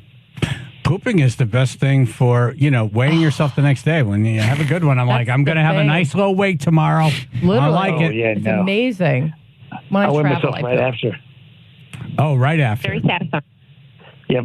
It's Just to see the immediate the response. best Yeah. feeling. So do you know when you're getting out? They said possibly, depending upon what's going on, possibly this afternoon, maybe. I think you have to poop. Oh, really? They're going to wait and see after I eat how I handle it. You have to eat regular food first. Yeah, then you have to Yes, poop. exactly right. Yeah. Oh, that's going to be. So, I should have said this in the beginning. AJ had hernia surgery yesterday. Yes. But not Yes. typical hernia surgery. They Ooh. cut him open on both sides. Oh, Like AJ. He's been in a million times. He's had multiple surgeries. Seven surgeries? You can't catch a break. It's too many. Too many. And I think they're like, Like a oh, tummy tuck. we're taking care of this one. Right, he's not Yeah. coming back. So oh my Yeah, god. this is number 11. This is number 4 of the same spot. Oh my god, is your skin just there still? That's Wow. nuts. It's almost like Marconi nominations. Right? Oh my god, true. Tis the You must be so season. tired. Oh my god, what are you gonna eat when you get to eat? Hopefully excited something for good. you. Oh, something good, I bet. Anything's going to be good. I'm salivating. That's going to be the worst, I think, when you do have to poop because you'll be cramped, Oof. because your body's Right. saying, hey, man, we're overloaded here. You got to let some stuff go. Then you have to sit Right. up. Yep. Then you have to walk. Then you have to sit down Push. and push. You gotta push. Oh, Right. That's going to be the hard part that's for you. going to be the hard Oh part, my god, man. yikes. Have you changed Right. what your food order will be now that you've been like thinking about it? I go I clam haven't made chowder. it. I haven't made any order at all yet. Yeah. Maybe like a good Yeah. sandwich. Do you have any nausea? No, not yet. Good. Why? Yeah. Why do you ask that? Oops. But they're actually, Because, they're well, actually, they're honey, he's actually, just recovering from abdominal surgery, so he may have some nausea from the anesthesia. Oh. I love anesthesia. Oh my god. Me too. We should all be on that. I know. Laughing gas. Why don't we just walk around with a laughing gas sleep pack? Ever. Right? Everyone will be just happier. That's what it should be. It's like, wow, I'm mad in traffic. Turn it up. Just kidding. I love life. Nice and easy. God. right? All right, hon. Is the traffic moving yet? It's moving. I mean, it's still heavy, but I'm going along. I'll just be a few minutes late. All right. Any more questions for AJ? Nurse. No, AJ, just get well, my friend. Get home soon, and if you need anything, even if you need a laxative to go, I can help you. Does that Okay, great. stand for? Does that stand for me as well? Dulcolax is expensive. Absolutely. I'll get some laxatives to Please. you. Yeah. I take How them. long does it take after you take a laxative? Overnight for me. So you take it at night, I you take wake up one- in the morning. I and take one boom. every 10 days. It's usually my breakfast bar. After I eat my breakfast bar, it's like It's kind of like turning the light on in the club, like, y'all have to go now. Yes. Good night, everybody. Literally. It's the best day. I have though. IBS. Believe me, I'll take daily diarrhea for the rest of my life as opposed to constipation. You don't have IBS because you will not poop if I'm in the house. I can't. It's that's terrible. real. 10 years. I can't do Where it. did she go outside? That's real. I put the fan on, and my bathroom's in the laundry room. What did you do to the pool? It's amazing. She's outside the deer, like, What happened? that's an odd looking deer right there. Jennifer, what do you do? Don't look at me. Have you? Monday through Have through you seen Friday, behind it's the pool alone. house? On a Saturday morning when he's there, I can't handle it. Oh my God. She doesn't want me to say this on the air, but she recently pooped herself. No, I Jen, didn't, Chaz. I get Stop it. I didn't, Chaz. Yes, you did. Chaz, I didn't. You did when you were 36. When I was 36, I did. You pooped yourself? Yeah. It happens. Yep. I still remember exactly where I was. I was in the living room looking at my television set. I'm walking across the the room, and I thought it was gas. Oh, you farted. Yeah. And I'm like, wow, it's wet and warm there now. The day after my first drink, I sharted. And I was talking to my parents about it, and I was like, Mom, I was drunk. It was amazing. And I farted. I was like, I have to go. It was, the hard thing was I had to go upstairs, and you have to get yourself now upstairs, So you're kind of like, you don't want it to drip down your legs. There's a lot of lifted separation that happens there. The first thing I thought was, wow, I'm 36 and it started already. Wow, this is going to be a long, difficult rest of my dangerous. life. Every step you're making different promises, like I'm going to change my diet. I'm going to change my drinking habits. Oh my God. Farts after a laxative are scary. And just the warmth there, like it shouldn't be warm and wet and moist there. It just shouldn't be. No. And then the dilemma is, what do I do now with these clothes? As I pull them off, the whole thing is horrible. Yeah. Do I jump in the shower? Do I get in the bath? Right. It was in the shower, Can I tell you washing something? everything. Jennifer, what? It's going to be My good. friend and her boyfriend went on vacation out of the country recently, and the boyfriend became very, very constipated on vacation. And she was nice enough to give her boyfriend an enema. And he wanted to go to the bathroom in the lobby, and he had to take a spiral staircase. Oh my God! She said, Jen, he was holding the front and the back of the You have to be on the toilet when you take an enema. walking down a spiral staircase. I took one the other day. You have to be sitting and ready to rumble. I have them in my purse. Like, that's amazing. Hope you feel better, AJ.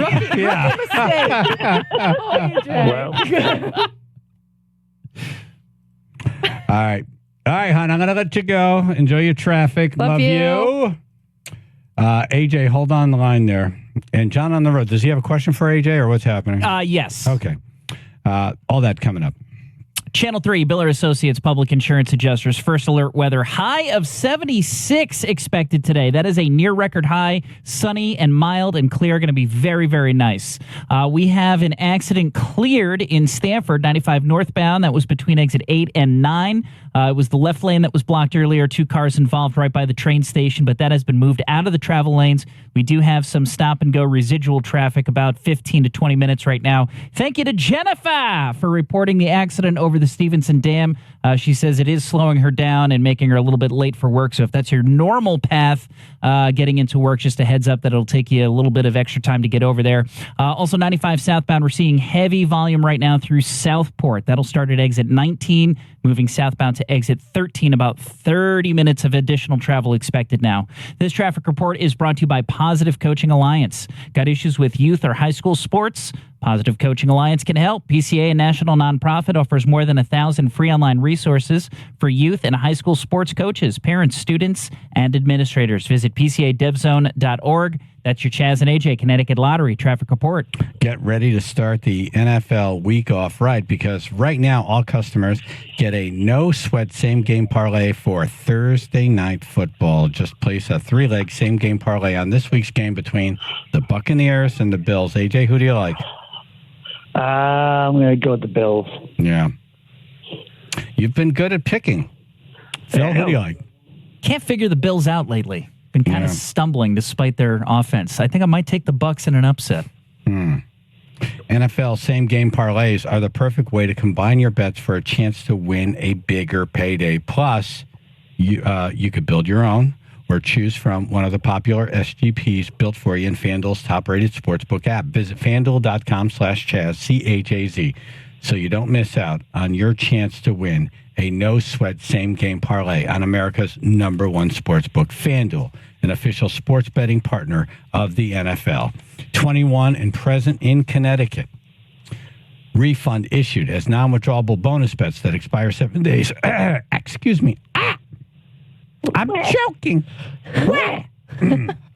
that expire 7 days after receipt. Max refund $5 unless otherwise specified. Restrictions apply. See terms at sportsbook.fanduel.com. If you or someone you know has a gambling problem and wants help, call 888-789-7777 or visit ccpg.org/chat.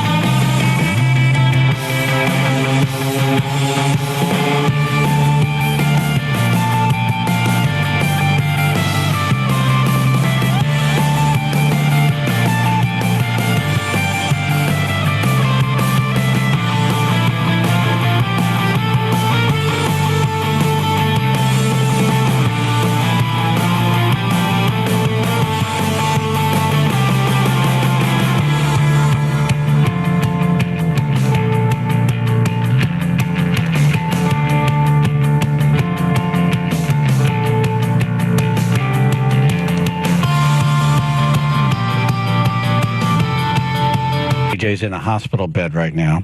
Alyssa Goji in studio. As I was telling AJ what I did last night at the Marconi Awards, he was saying, "Oh no, oh no," and I said, and then I walked up on stage. Oh no, Oh, no. and I said, "Susan Lucci." He said, "Oh no, oh no." I think AJ was seeing his Marconi going away. Yep. Yes, I was. We won in 2016. It's such an honor. And we thank the NAB. Every time I look at that statue, I thank them. Yeah. Nominated last night, didn't win. PLR didn't win.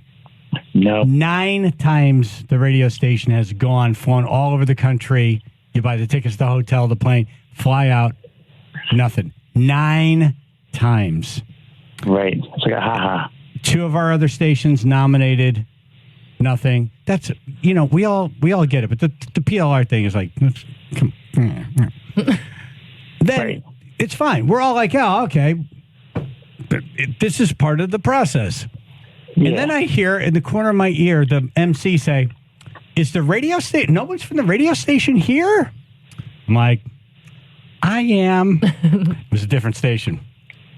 And I ran up, took the stage, and everyone knows Susan Lucci, right? She was an actress on a daytime All My soap Children. opera. Yeah. All My Yep, All My Children. Children. Nominated like a million times. Never won. She finally won. Yeah. How many times was she nominated before she won? 16. That's AJ's guess, 16. Alyssa? I'm going to go 12. Ruth? I think it's 18. It's exactly Around there? 18. 18. She won. Yeah. She won her 19. Baby Ruth. Wow. She was nominated in 13 consecutive years between 81 and 93 and did not win one time. Wow. It's only 9 more years to go. Yeah. Her first nomination was 1978, and she finally won in 1999. Wow. That's been a good night. Yeah. I mean, that Surprising. is Also a her streak. birthday. At that point, it's like we're giving it to her so the conversation stops. Because, we're Right. trying to have an award show here, and all that anyone is talking about is this. Daytime Will Emmys. she win Yeah. this year? By the way, they nominated her twice more after the win, and she did not win. And do you even go at that point? I don't think so. One and done. I just thought it One would and be a done. funny moment, and you don't have time to contemplate. All I knew as I was walking in a fast pace to that stage was this could either be the best thing tonight Or the worst thing for all of us. Yeah. Which one was it? I think it's the best. I think Everyone it was was. laughing. Yeah. Yeah. We need this. It needs something. This is what award shows used to be. Was By the just way- everybody's having fun. Yeah. Right. It's a good time. It's a laugh. It was done in good spirit. And Yep. I don't know. We were nominated as best personality. Yeah, so Yeah. show it. Right. That's Alan's laugh, by the way. Oh, AJ, did you hear it yet? no. All right. You okay? You sound like you're in pain right now. No. I'm fine. You sure? I think he's lying. Yeah. Okay. Did you want to talk about something else? No, I'm listening. Oh, okay. There it is. He's doing it. Thank you. I'm Chaz from WPR. I just wanted to come up here and do a Will Ferrell. It's official that WPLR is the Susan Lucci of the Marconi. Keith David's been working on that speech since 2011. So next year, vote WPLR.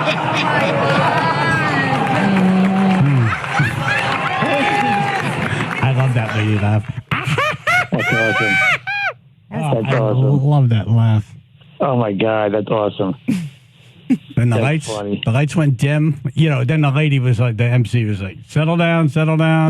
And then they play Right. the montage for the next set of nominees. The lights go down. Right. I'm like, I'm out of here. Good night, everybody. Bye. Exit stage right. Yeah. Oh, ah! Like Mr. Magoo laughing there. He does a little, yeah. He does. Oh my God. Call. Oh, well, at least it made them laugh. Yeah. Yeah, it was weird when I was That's driving there. I wasn't sure we'd win, but I had a feeling I'd be on stage. See? By hook or by crook. Yeah. That's funny. Amazing. Yeah. And you have this fear wash all over you when you leave. Like I'm walking to my car and I'm like, oh, Jesus. Yeah. I hope this is good. And then I'm driving home and I'm talking to Jennifer and I just hear text coming in. And I'm like, I can't, I'm driving now through New York, not familiar, lots of cars. I'm not going to look at this until I get home. I'm just going to enjoy this ride home. Yeah. And then if it's a disaster, That's a good. Let it be a disaster. That's it after shows. Wait till you get home. I would assume the National Association of Broadcasters would have a sense of humor. Yeah. Right. I'm guessing there'll be new rules in place next year. Security guard. There's going to be, don't have your people come up. If you have your people come up. That's the thing. And then you're not going to get one anymore. And I get it. But no, that's a good point because you technically didn't break any rules. No one told me not to do that. Exactly. No. And I meant it all in good fun. And the fact that he pictures you with the big circle with the slash through it has nothing to do with it. Well, we're texting pictures around, all of us. I'm sitting with the owner of our company. Now, he's friends with all these people. So I hope he had, he was, the biggest relief was Kristen, Keith, and Jeff were all cool with it. And then Mike emailed me, cool with it. They're Good. Cool with it. I'm good. I live to see another day. And Alan left. Ellen really laughed. I'm picturing that meme of Ray Liotta from Goodfellas. You know what I'm talking about? Right. Yeah. Right. Yeah. You really are a funny guy.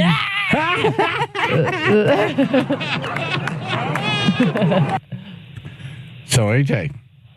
Yo. When you getting out? Do you know? Hello? I don't know. They just gave me my breakfast. Oh, really? Yes. All right, hold on. Can you hold on? Sure. Don't eat anything yet. We are the worst people. Very. And this is why we don't win Marconi's. This is why. We're just horrible people. Torturing a surgery patient. He's just gone through hell and back, and we're like, don't eat that yet. Wait until after the break. Coming up in news, the first female state police biker, and what did AJ get for breakfast? Channel 3 Biller Associates Public Insurance Adjusters First Alert Weather. Another day of near record highs on deck. 76 degrees expected to get up to. Sunny and mild.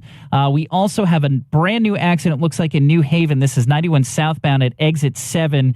Disabled vehicle is blocking the right lane. Looks like a stalled CT transit bus, actually. So we've got stop-and-go traffic from exit 8 back to Middletown Ave. About 25 minutes of delays right now getting through that area in New Haven, 91 southbound. Also, 95 northbound, that Westport on-ramp, off-ramp at exit 17 closed until the end of the month, of course, for the bridge rehabilitation project. And in Stamford, that accident has been cleared. That was 95 northbound between exit 8 and exit 9. This traffic report brought to you by Compassion International. Drought, war, rising food prices have doubled the number of families facing malnutrition. You can help. $50 provides a food kit to feed a family for a month. Just text the word radio to 97646. That's your Chaz and AJ Connecticut Lottery traffic report.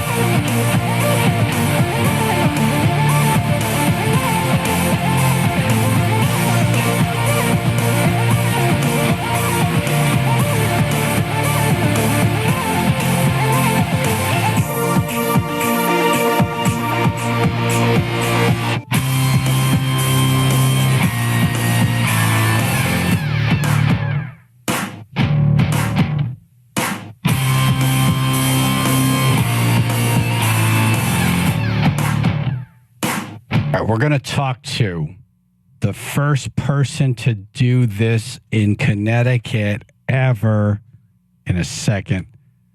But we're very interested in what AJ is having for breakfast. He's in a hospital bed right now. Had successful hernia surgery yesterday. Yes. And Alyssa Goji in studio with us now. Should we play some music? Guesses. Okay. Let me think here. It's a hospital. Is it breakfast food?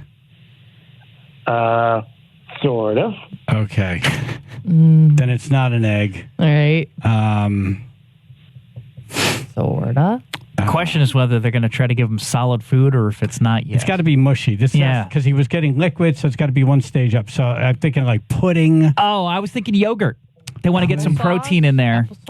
Pudding. See, I'm a dessert person, so I'm thinking pudding, but you're probably right, yogurt. But I'm going to go with pudding. He did say kind of, so maybe you're closer. Pudding. Could also just be Jell-O. Good old Jell-O. And then maybe they just squash the hell out of everything. He Like said it's kinda. like home fries, but it's just mush. Like pureed. Honestly, sounds great. Everything's pureed. What's one level Can't up be from beef flavored oatmeal. water? Chicken flavored water. Chicken pureed. Pureed chicken. That's what we're going to go with. Final answer. Pureed chicken? Yes. Okay. Well, we're going to go with vegetable broth. That's a downgrade. That's kind of. Lemon fruit ice, orange gelatin, and apple juice and coffee. You did get Jell-O.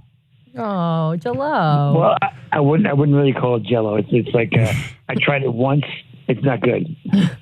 It's unsweetened. It's the unsweetened yellow mush. Oh. You know, that says a Yellow. lot. AJ hasn't eaten since 1 o'clock on Wednesday, and he's like, yeah, I'm not touching that. I'm so hungry I tried for it once, and that's enough. I'm good. Vegetable broth. Yeah, I'll drink the vegetable broth. I'll put lemon ice in the coffee. That's it. Everything else goes in the trash. You know what? If they're not giving you real food now, I don't think you're getting out today. Yeah, well, maybe later on they'll give you some real food. I hope. But yeah, so you have to let that sit in there for Yeah. a little while to see if everything's working. Yeah. Exactly. So yeah, I got liquid diet still. Yikes. Yeah. Now I was looking forward to this morning. Mm. All right. Well, I was picturing like Denny's. Oh, yeah. Yeah, waffles, pancakes. Oh, yeah. Everything. Bacon, Everything. sausage. Bacon. Exactly. Some kind of Western omelet with like everything in it. Oh, yeah, toast. Butter.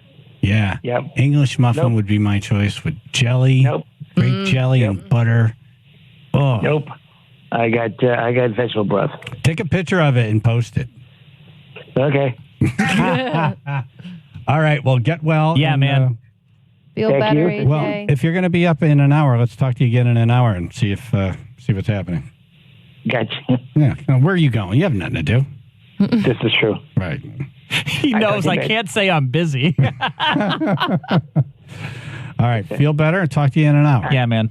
Sounds good. Thank you. All right. Thank you. That poor guy. Yeah. In 120 years, no woman has ever done this in Connecticut. We're talking to the very first female motor unit in the state police motor unit agency's 120-year history. What an amazing accomplishment. Congratulations. Welcome to the show, Trooper First Class Jillian Lecca. Thank you so much for having me on. Oh, yeah. When did you get the good news? So I just completed the class a couple weeks ago and graduated with 7 other troopers as well, and some other municipal police officers. So it was nice to get through the class. It was incredibly difficult, but very humbling, and just I learned a ton from it. So 2023, we have our very first female motor unit member in the agency's 120-year history. Is that because women just weren't interested in it, or it was difficult, or a combination? I would say probably a combination, but also too, I think when I first attempted and took the class in 2015, I believe I might have been the first one to try it. I'm not sure if the interest just wasn't there.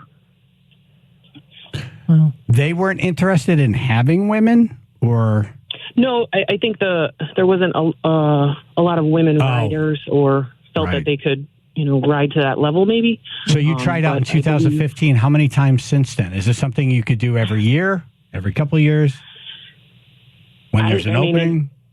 As soon as they put it out, if there's availability, you can try out for it. So like I said, I tried for the first time in 2015 and realized I was not quite ready for it. So I gave it a couple years and tried again last year, and just got in my own way and didn't make it through the course, and finally did it this year. Third time the charm. How old were you when you got on your first motorcycle?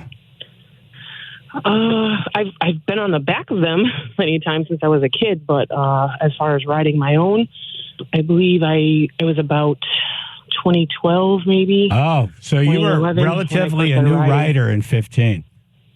Yes. Yes. I'm guessing you learned all kinds of cool and crazy stuff in the state police training course about I bet. driving a motorcycle. There's got to be all kinds of tricks. It's pretty amazing what a bike can do, or what you think you know about a bike, and then all of a sudden you're doing things that you just never even thought. And what are those Harleys? What wild. Are those 1200s? So it's a road king. So yeah, they're pretty big. Wow. All right. So what were some of the things you can now do with a Road King that you weren't able to do before this class? Well, just even the slow speed, tight turn, all the patterns, riding the different patterns, it's pretty amazing how tight you can make these bikes turn. And then, just learning how to maneuver around objects, over objects. Some of the places we took the bikes was pretty incredible. Like where? It's a road bike.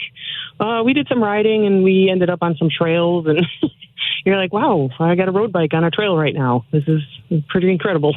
And is that the deal with the state police? Like if you're chasing someone and they run into the woods on a trail, that's your thing. You go right in? Oh, wow. I would imagine you could. I'm not on patrol anymore. I work full time at the range. But the people that are on patrol, I'm sure if they take it out on patrol and they had to run someone down, they could do it. Wow. Now, do you get a car and a bike? I do. Cool. That is cool. Yeah. I was going to say, what are you going to do in the rain? What are you going to do in the snow? Yeah. Garage space is getting tight around my house. So when do state police motorcycles get used? Parades, escorts. Mm-hmm.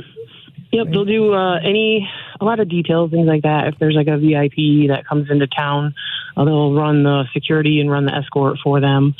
Or if there is a funeral or giant concerts or whatever.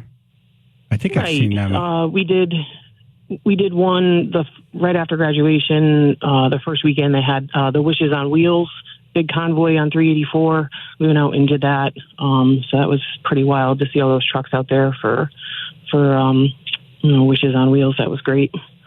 So any events like that where they're going to need to close, roads, highways, anything to escort whatever's coming through. That's pretty badass. That's crazy. A lady with a gun and a motorcycle. And she knows how to use both of them very well.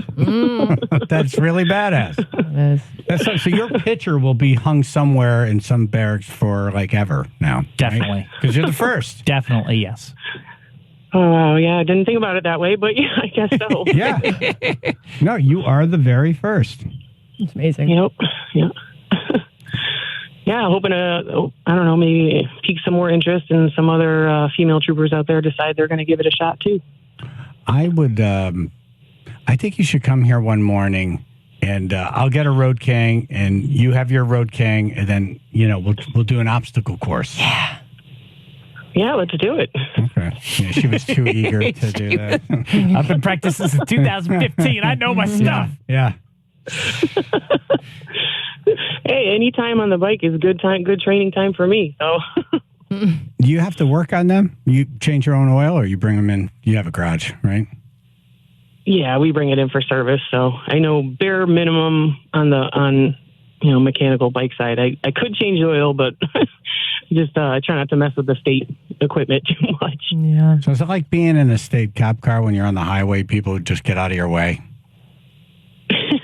Yeah, so I've only been riding with like a larger group of state police motorcycles. So yeah, I think that's pretty intimidating to people when you see 15 bikes coming up in your rear view. So when you're riding alone on that motorcycle, do you get to ride that to work if there's nothing happening? Can it just be your vehicle to work, or that's parked unless there's an event? No, they said as long as you're on duty, you could ride it. And so my sergeant that I currently work for, he's good with it if I ride it to and from work. So even if I wanted to take it in, say today, I could ride in.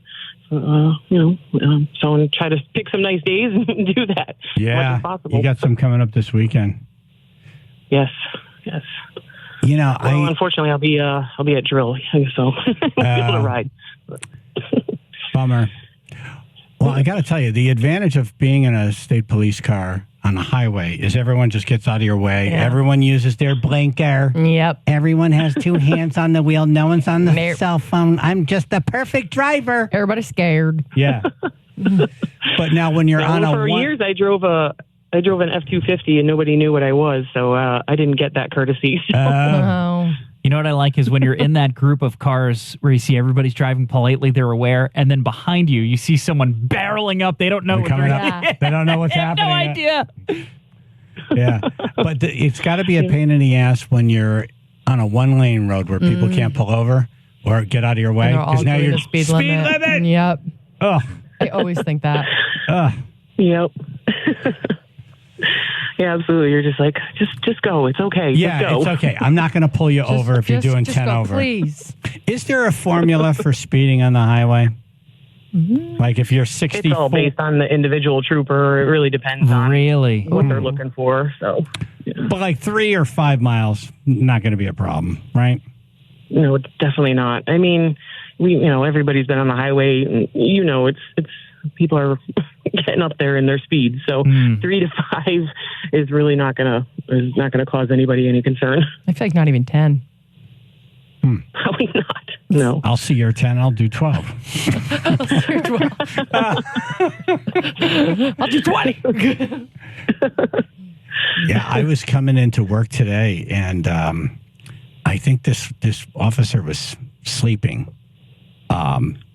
or probably waiting for a bigger fish. Okay. Yeah. But I'm driving my car in, and I'm like, I'm booking. Yeah.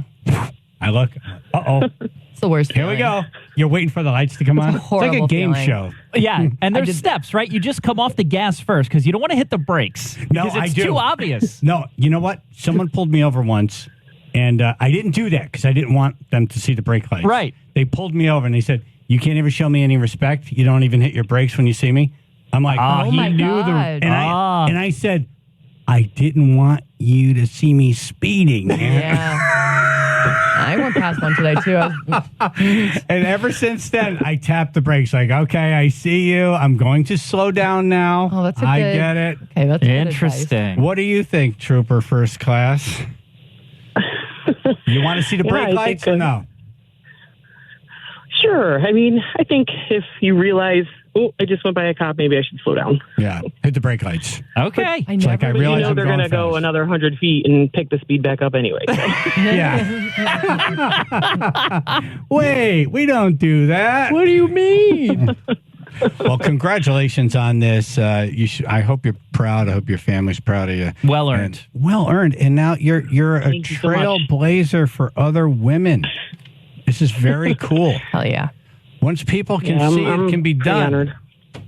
That's it. Yes, I hope it does. I hope it, sends a message like, give it a try. Even if it takes 3 tries. So that's right. Well, there's the lesson there. Don't give up. Yeah. Never give up. Yeah. First female motor unit member in the state police agency's 120-year history, Trooper First Class Jillian Lecca. Thank you. All right. Jimmy Komplick up next. Is there any news? And we're going to talk. There's another list out there. This is a list that Jimmy will have some passion on coming up. Channel 3 Biller Associates Public Insurance Adjusters First Alert Weather. Another day near record highs, looking at 76 coming our way. Sunny and mild and clear. We got a couple accidents to talk about. First, in New Haven, there's this disabled vehicle blocking the right lane, 91 southbound at exit 7. That looks like a stalled CT transit bus, causing delays of about 15 to 20 minutes. Also have another accident, second accident in New Haven. This is 15 northbound, just after exit 59 on the Hamden side of the tunnel. So that's causing heavy delays of about 35 to 40 minutes right now. Also in Shelton, Route 8 southbound as you approach exit 13. Looks like traffic is currently stopped right now. I can't tell exactly what's going on, but we got delays going back to Derby, 45 minutes to an hour of delays reported. This traffic report is brought to you by Positive Coaching Alliance. Got issues with youth or high school sports? Positive Coaching Alliance can help. PCA, a national nonprofit, offers more than 1,000 free online resources for youth and high school sports coaches, parents, students, and administrators. Visit PCADevZone.org. That's your Chaz and AJ Connecticut Lottery traffic report. It is the season of pests. This is the time of year where they're trying to come into your house because, you know, it's warm in there. It's cozy. We make it warm and cozy for ourselves, and the animals know that, and they're trying to come inside. Hey, this is Phil. If you would like to stop that process, I think we all would. Cat's Eye Pest Control is the answer. Okay? I got in touch with them through their website, catseyepest.com, last year when I had mice coming into my house. Mice running around in my ceiling. It's a terrible sound, and it's an even worse feeling, especially when you don't know what to do. You just want the problem solved quickly. Cat's Eye Pest Control, that's exactly what they do. They come in, they clean, they clear the area of pests, they disinfect, sanitize so you can use it once again, and they also will give you an option to install a prevention system. That's the Cat's Eye CatGuard exclusion system. It is something unique to their company and prevents mice, rats, squirrels, raccoons, and bats, as well as other wildlife from entering your home. Permanent solution. catseyepest.com. Schedule your free home inspection today.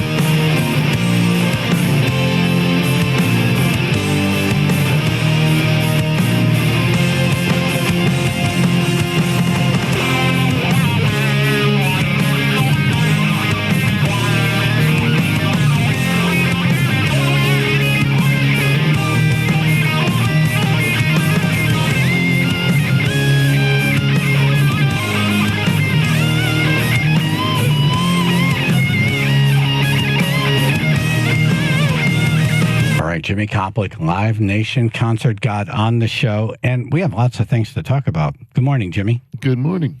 First thing I want to ask you is, has there been a decision on a sound on sound for 2024? Well, I was sort of hoping you wouldn't ask it, but since you did ask it, no, I don't think it's going to happen. I don't know for sure, but I can tell you one thing, nobody's working on it. Okay, that's a sign. Yeah, it is a sign, and if we were working on it, last year we were working on it at this time, and the year before we were working on it this time. We have been told by Live Nation at the moment, we haven't made a final decision, but don't work on it. Okay. Which to me means it's probably not going to happen next year. Got it. But I will be in Miami Beach come second week of November, and I will sit down with the Beverly Hills people, our upper office people, and talk to them and see what the final answer is. But I would think it's unlikely. I have a feeling if you and Howard were really excited about it. That's the laugh, like Chaz. Keep moving. Yeah, no, not. I feel like you guys have right. enough. You have enough influence, and then if Howard, is into it, and you guys are both into it, I feel like you could tell those people what you're doing. Look, it's what can I say? It's real hard to do.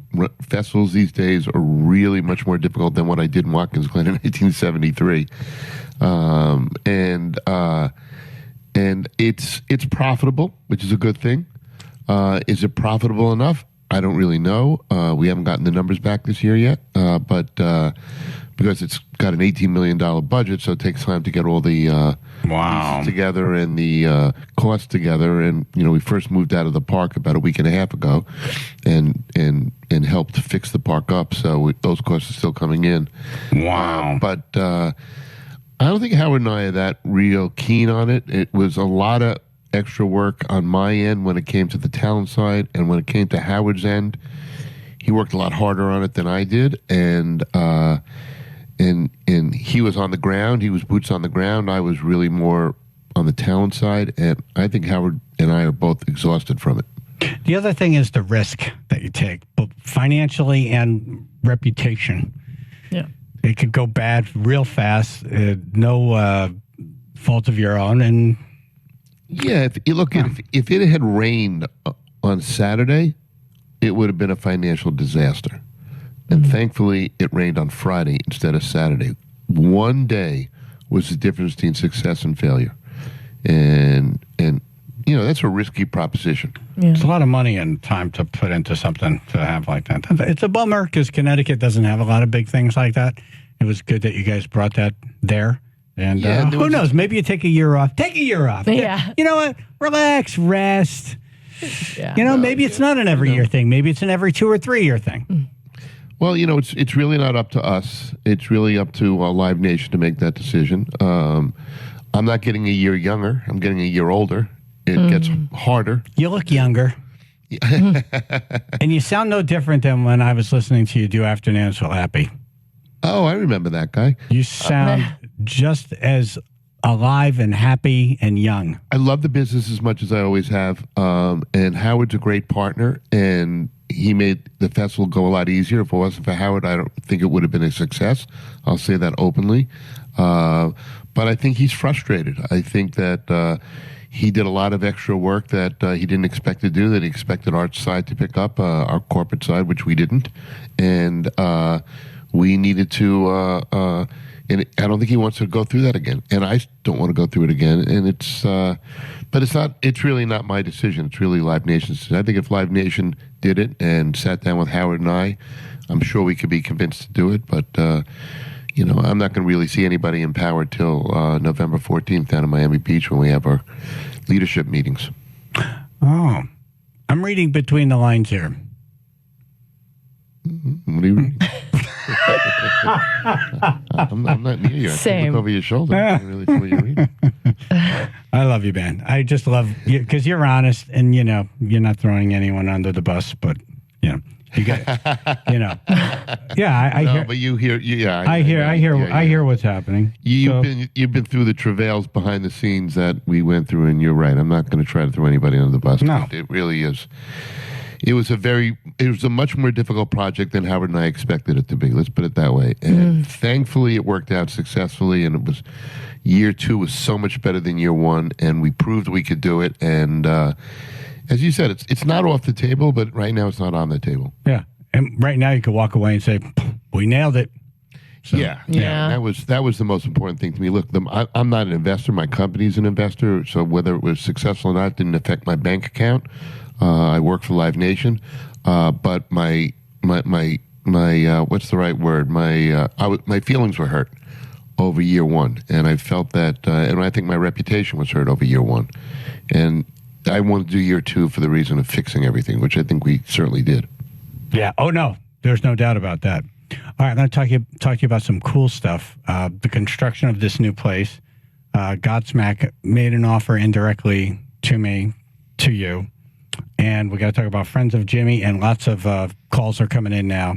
203-882-9757. Any concert questions or bands you want to see? Jimmy's booking them now for 2024, so call in. Chaz and AJ in the morning, 99.1 PLR, 95.9 The Fox.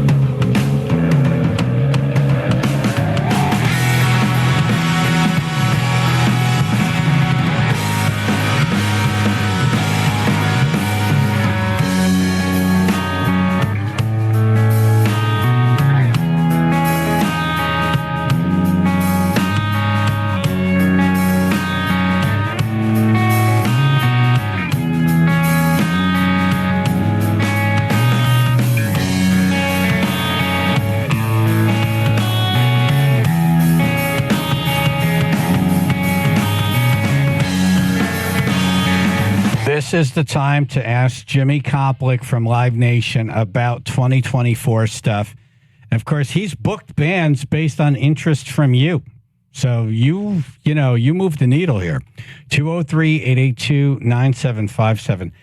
AJ's in a hospital bed right now. Had surgery yesterday, successful, and he's now eating breakfast. Alyssa Goji's in studio. Good morning. Hello. Jimmy, have you met Alyssa? I think you did. Yes. Yeah. Alyssa was in for a long time. A long time, yeah. Long time. Yeah. Hi, Jimmy. Hey there. Did you ever hear the Wally Pipp story?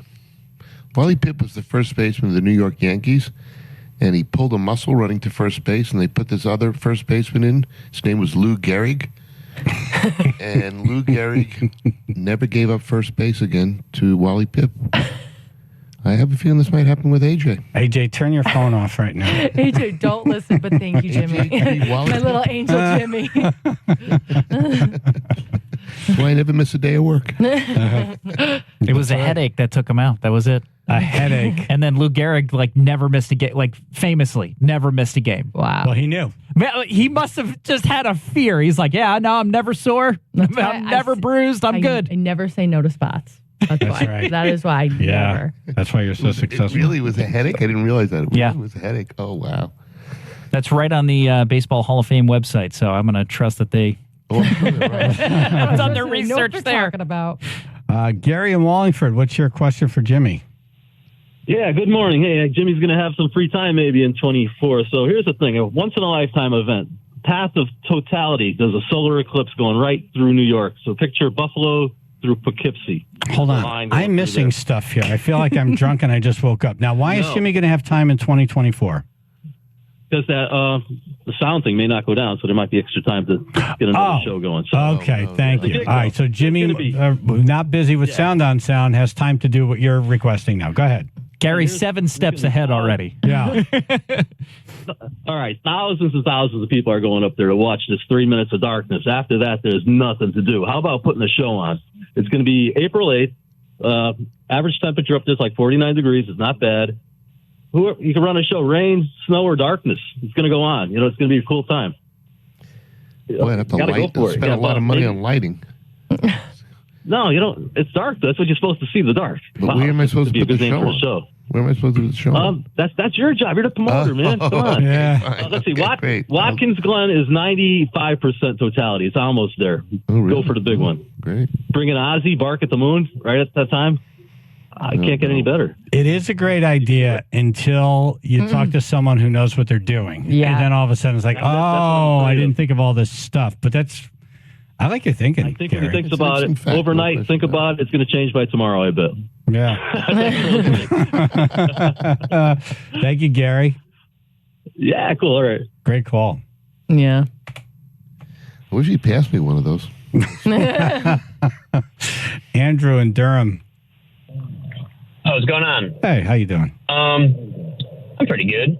My question is, because I always read, big Nirvana fan, I read that they played one show in New Haven in 91. I want to know if Jimmy knew anything about it. Not aware of them playing New Haven. I know they played Springfield with me, but I don't remember them playing New Haven. They didn't play the Coliseum. I don't know. The internet said something. The venue's not even there anymore. It could have been a small club or something. Well, you could be right on that. I don't know the answer to that. It could be a small, but in 91 they were pretty big. I think by 91, I don't have my years perfectly together, but I think by 91 they were already playing arenas by then. Played the Moon in 91. You're right. They played the Moon in New Haven. Wow. I believe there's a video of the full performance on YouTube somewhere. Really? Can you find the audio? It's not great. Yeah, I wouldn't think so. Like, who had anything to record with in 1991 to begin with? September 26, 1991. Very good. The Moon. And were they a thing in 91? It seems like they'd be in their van at that point. It was right before they exploded. Yeah, it was the September of 91. It was right at the end of that month, and they were here in August. So it was just before everything started. Wow. Wow. So they're like still driving around in a clunky van with their gear, carrying their own stuff. Hey, thank you for the call, Andrew.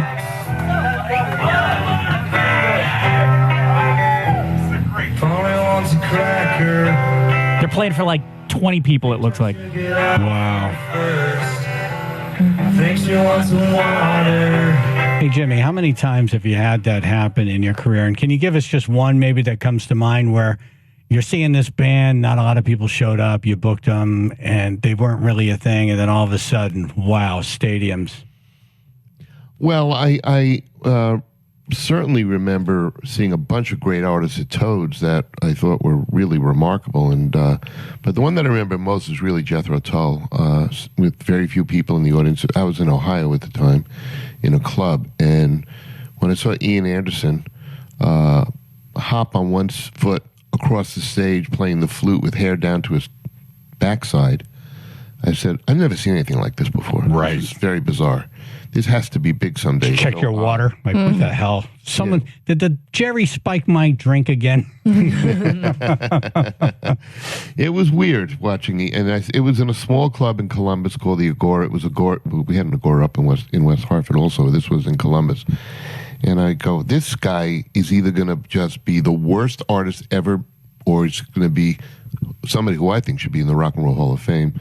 And I still converse with Ian Anderson a lot. In fact, we've emailed each other a couple of times this month regarding our show next month at Mohegan Sun, which I hope everybody goes to. That's cool. And you have a tradition of booking Ian Anderson and or Jethro Tull in October in Connecticut. Yes, you're right. He's been always around Halloween. Yeah. We've always done Ian, but Ian and I know each other, and I've always really liked him. And I once tried to put a tour together with Jethro Tull. It was in the about 20 years ago, and I'm speaking to Ian. He's over in Scotland, and I said, "What do you think about Jethro Tull and Yes? Wouldn't that be a great package to put out on the road?" And he says to me, "Jimmy," with his Scottish accent, "I don't want my Jethro Tull fans to sit through the interminable music of Yes." I went, oh, okay. Let's change. How about the Moody Blues? I came up with real fast. When you're disrespected by a smart guy with an accent, it sounds so much better. Not you, but yes. Yes, it's an intellectual. Yeah. There's some intellectuality about it. Right, it's an intellectual smackdown. Yeah, right.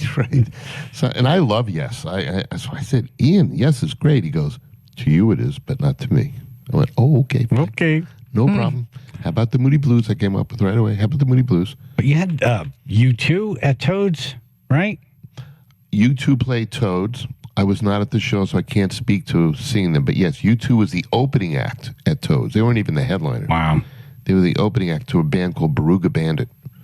And the first time I saw U2 was at Wolsey Hall, which is a small theater at Yale University.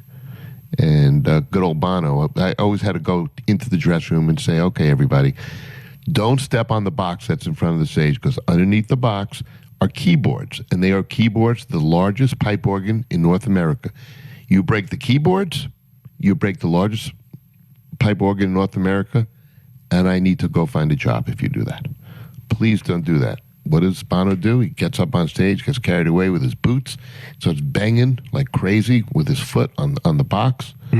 Of course, the curator, who was at every show to make sure nothing like that happened, went wacky on me. And we had to bring in the organist to come in, and we had to pull out the box, and we had to have him play the pipe organ. And I saw my career flitter away right in front of me in case it didn't work.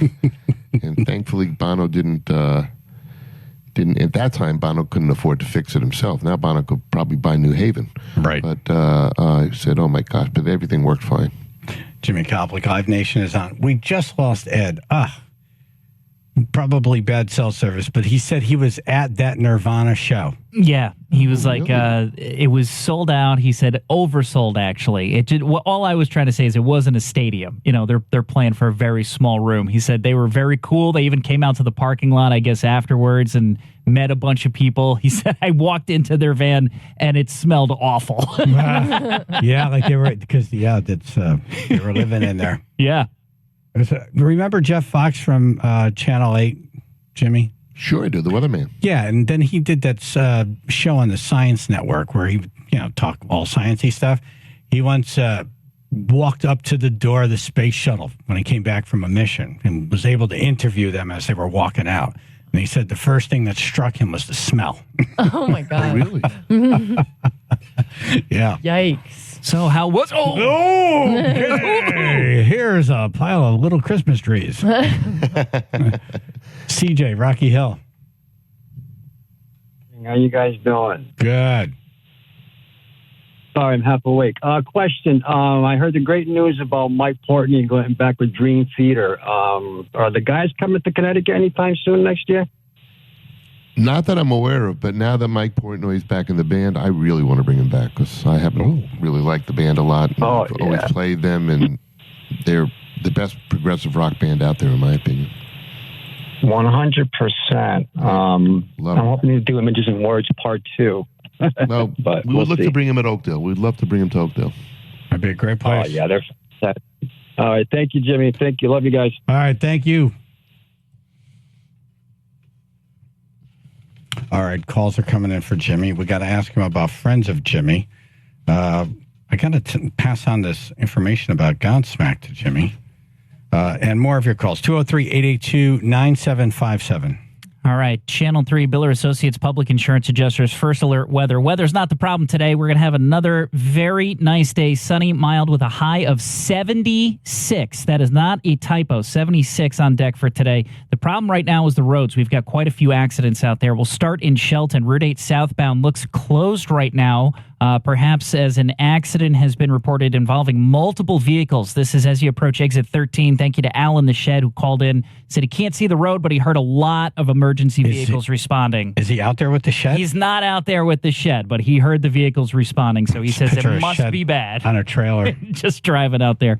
In New Haven, we got quite a few things going on as well. We have a disabled vehicle, 91 southbound. That's at exit 7, blocking the right lane. Stalled CT transit bus causing very heavy stop-and-go traffic. Also in New Haven, 15 northbound. Just after exit 59, the left lane is currently blocked. That is the Hamden side of the West Rock Tunnel. Delays going back to the Route 34 ramps. And also in Guilford now, brand new accident reported. That's 95 southbound as you approach exit 58. The right lane is blocked. 2 cars involved in an accident there, and that's causing heavy stop-and-go traffic. This report brought to you by Positive Coaching Alliance. Got issues with youth or high school sports? Positive Coaching Alliance can help. PCA, a national nonprofit, offers more than 1,000 free online resources for youth and high school sports coaches, parents, students, and administrators. Visit PCADevZone.org. That's your Chaz and AJ Connecticut Lottery Traffic Report. Logan Steel offers customers from 10 pounds to 1 million pounds of steel. I got to tell you, AJ and I had such a great time out there.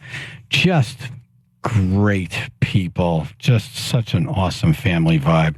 They like taking care of their people, and guess what? It comes back to them. And you could see the love in the air Friday when AJ and I were out there, and they were, just giving out free food and all kinds of tchotchkes that they made, these mini Chaz and AJ grills and T-shirts galore, and they love their people, and this is how the world works. If you take good care of your people, they'll take good care of you. Logan Steel is proud of the extensive list of steel fabrication services they offer to the customers.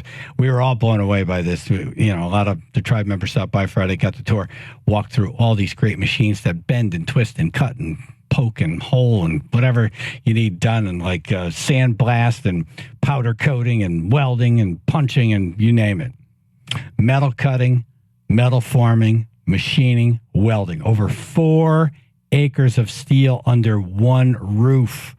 And that's not even talking about all the acres they have outside. They truly live up to their reputation. Steel in all forms. Go to the source at logansteel.com. That's logansteel.com.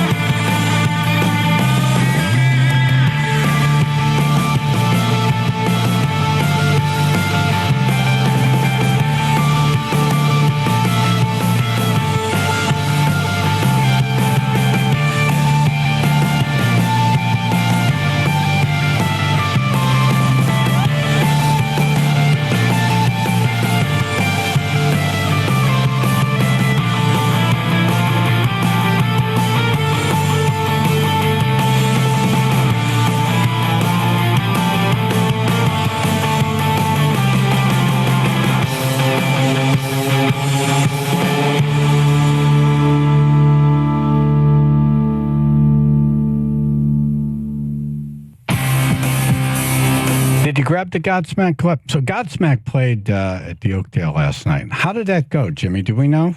Yeah, it did great. It did great. Awesome. Godsmack always does great. Awesome.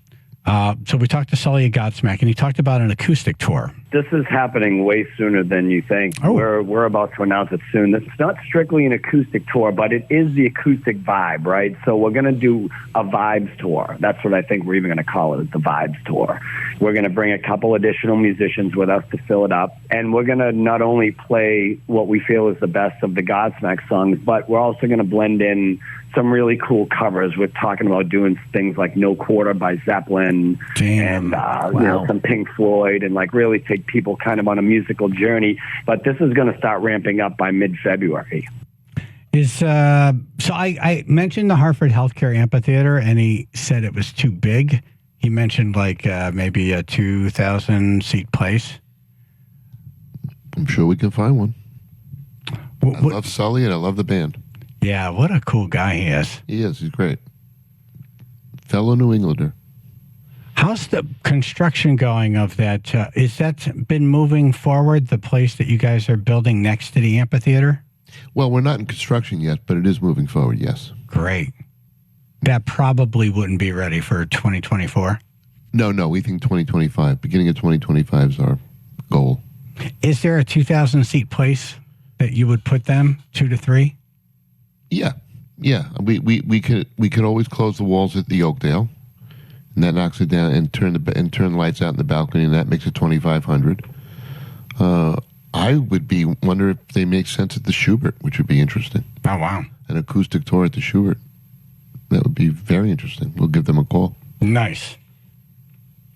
Friends of Jimmy, that going on sale soon? It's going to go on sale to the public someday next week. We have too many shows going on sale for next year that people are missing out on that haven't joined. And so we're going to put it on sale to the public probably midweek next week. Right now it's still in the renewal period for current members. Christine and Clinton. Good morning, everybody. Good morning. I wanted to ask Jimmy, I've been a huge fan of this band for well over 20 years. The last time I got to see them was in 2003 on their Summer Sanitarium tour is Metallica. And I was wondering if you were interested in bringing Metallica to Connecticut in 2024. I am very interested in doing that. The problem is they're only playing stadiums, and we don't have a big enough stadium in Connecticut.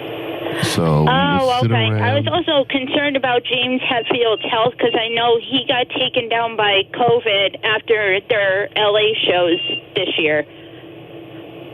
Well, thankfully, COVID doesn't seem to be something that is as tragic as it was a few years ago. So I think everybody is basically recovering from COVID, if you get it. So I'm not aware of. I'm sure he'll take a week off, and then everything will be fine again. Maybe try for 2025. Absolutely will. That would be awesome. What is that beeping? Your food's ready in the microwave. Okay, Christine. Thank you so much, guys. Thank you. You're the best. Thank you. Have a great day. And tell AJ I hope he feels better. I will. We're going to talk to him at 9 o'clock. All right. Thank you. Thank you. Enjoy your breakfast burrito. Jimmy Dean. I love breakfast burritos. Hell yeah. I need one. Jimmy, we were in New York City last night for the National Association of Broadcasters Marconi Awards. Oh, nice. WPLR nominated 9 times. Wow. Over the course of since 2011. So 12 years, 9 times. That's great. Well deserved. Hasn't won once. Well, us little guys in little markets, recognition is enough. Winning is hard. Big markets usually win. See, I'm glad I didn't talk to you last night before I did what I did on stage. Oh, no. Jimmy? Oh, really? Yeah, so tell me like it is, please. Tell me your real opinion of what you think of this. So AJ and I won 2016. We were nominated again yesterday. WPLR was nominated, and a couple of other connoisseur stations were nominated. PLR doesn't win. The morning show doesn't win. The other stations don't win. And then there's a moment where a station wins, And the MC says, "Is there no one here from the radio station?" So I run up. Really? And I gave a little speech. Here it is. I'm Chaz from WPR. I just wanted to come up here and do a Will Ferrell. It's official that WPLR is the Susan Lucci of the Marconi. Keith David's been working on that speech since 2011. So next year, vote WPLR.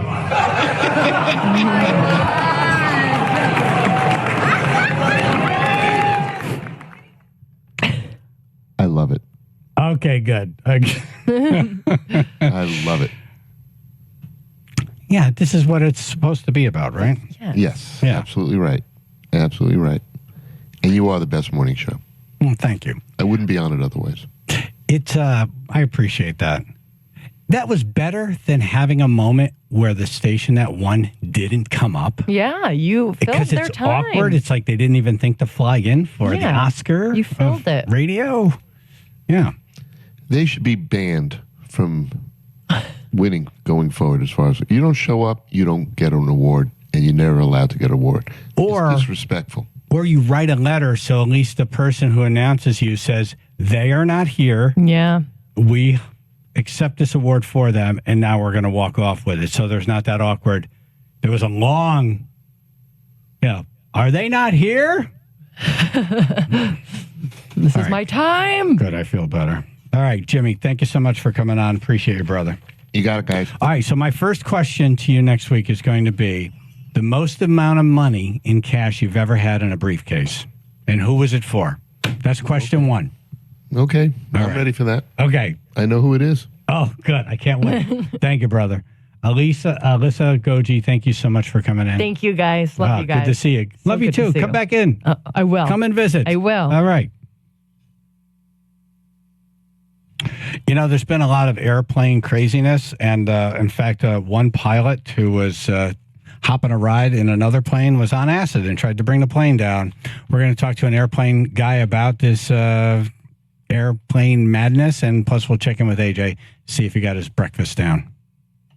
Channel 3, Biller Associates, Public Insurance Adjusters, First Alert Weather. Great day today. High of 76, sunny. Go outside, enjoy the day. The problem right now is the roads. We have accidents almost everywhere. New Haven right now, we're dealing in 91 southbound just before exit 7. Disabled vehicle blocking the right lane. Looks like a stalled CT transit bus. That's been there for about an hour, causing very heavy delays. Also, 15 northbound in New Haven, dealing with an accident that is just after exit 59 on the other side of the tunnel, and that's causing very slow traffic getting through that area. In Guilford, got a couple emails about this one, 95 southbound. As you approach exit 58, the right lane is blocked. 2 cars involved in an accident. Had reports of multiple vehicles responding, emergency vehicles, so that could be there for a while. Looks like we are also still dealing in Shelton, Route 8 southbound, with a pretty nasty accident as well. That's as you approach exit 13. The left lane is blocked. Multiple vehicles involved right on the Shelton side of the bridge.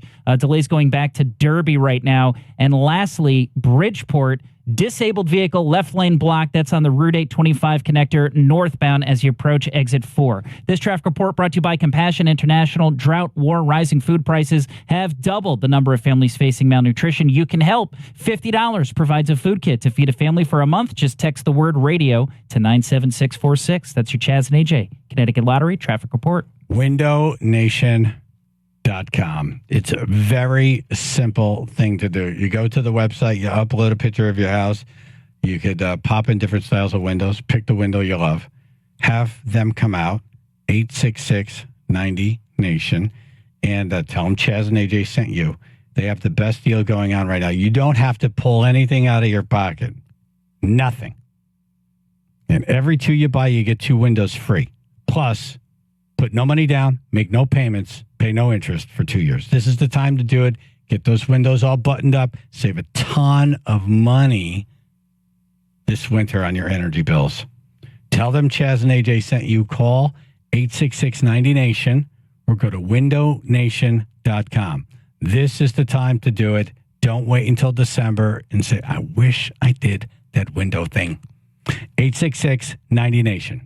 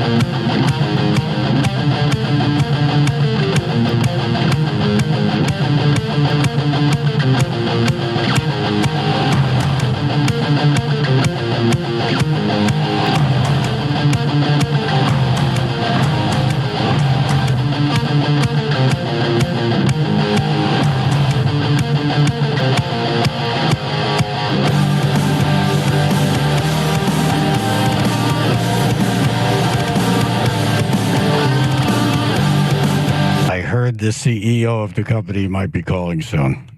I hope it's good. There's been a lot of airplane craziness going on in the skies and at the airports. And, man, we got to get a professional on to talk about this last one. Dick Napinski on the show. Good morning, sir. Good morning. Good to be back with you again. Thanks for coming on. He's we call him Airplane Guy. You see this story about the pilot who hopped a ride on the flight and then tried to take it down mid-flight? Yeah, we did. I mean, that is just really a very strange occurrence and one that I'm sure that airline's going to be looking into. And just for the training, how did that kind of slip through the cracks, or what happened with that guy that suddenly something went on? He said he was taking mushrooms or something like that and kind of knocked him out of whack a little bit. Yeah, the initial story was he had a mental breakdown. And I thought, how do you not know? Because you can kind of see in someone's eyes if they're off, having a bad day. You know, if someone's in a bad mood, you can kind of see it. And if they're having a mental breakdown, I think it's easier to read. I would think, especially in a cockpit, like you got to be really. You're real close. Yeah. But when I heard mushrooms, I'm like, oh, took him right before he got on. Up in the air. It's like cuckoo. And that's exactly it. I mean, it's just an odd thing. I'm sure, that airline and airlines are going to be looking at their procedures and saying, well, first of all, that guy's career is done. I mean, there's no doubt about it now. He's finished. But, what procedures for jump seats? Because riding jump seats for cockpit crew, very common in airlines. You need to be repositioned someplace. Often, as if you've been at an airport, they were waiting for a new crew because our other crew timed out because of federal rules. So these other guys have to fly in. So you hop a jump seat on another flight and come in with that. So it's a very common occurrence. But, this type of thing, of course, airlines are very concerned about the mental place of their flight crews and their cockpit crews. So, those are the kind of things they're going to go back and look and say, what happened here? How did this break down? Were there any warning signs that we had to look at? But good on the cockpit crew. They figured it out quick, and they kept things going and made the emergency landing, and everybody was safe at the end. You have a feeling the National Association of Broadcasters will be reviewing rules this morning on their Marconi Award program? Perhaps. But yeah, it's a rule-changing thing, right? The airline industry will look at this and say, I don't know if we can just let anybody into the jump seat anymore. Yeah. Well, you mentioned the broadcasters, coming out of radio myself, I can say, oh man, if you did that with broadcasters, half the guys wouldn't be on the air. Goodness. Let's be clear, not what I did last night, what that guy did. Yeah. Mushroom Man. Exactly. Yeah. Mushroom Man. Hey, maybe that could be my press release. There you go. Yeah. I did something at the NAB last night. Silence from Dick. Yeah. Yeah. You did something at the NAB. I was waiting for the rest of the story. Yeah. I'll get to that later. That airplane, how close could that plane have been brought down by what that guy did? There were procedures, and fortunately, they stopped the fuel supply to the engines. And when you have those kind of turbine engines and you stop the fuel supply, it takes a while to get it spooled back up again. But remember, if airplane engines go out, you basically have a glider, and you can stay in the air for a while, and you run through the checklist to do that.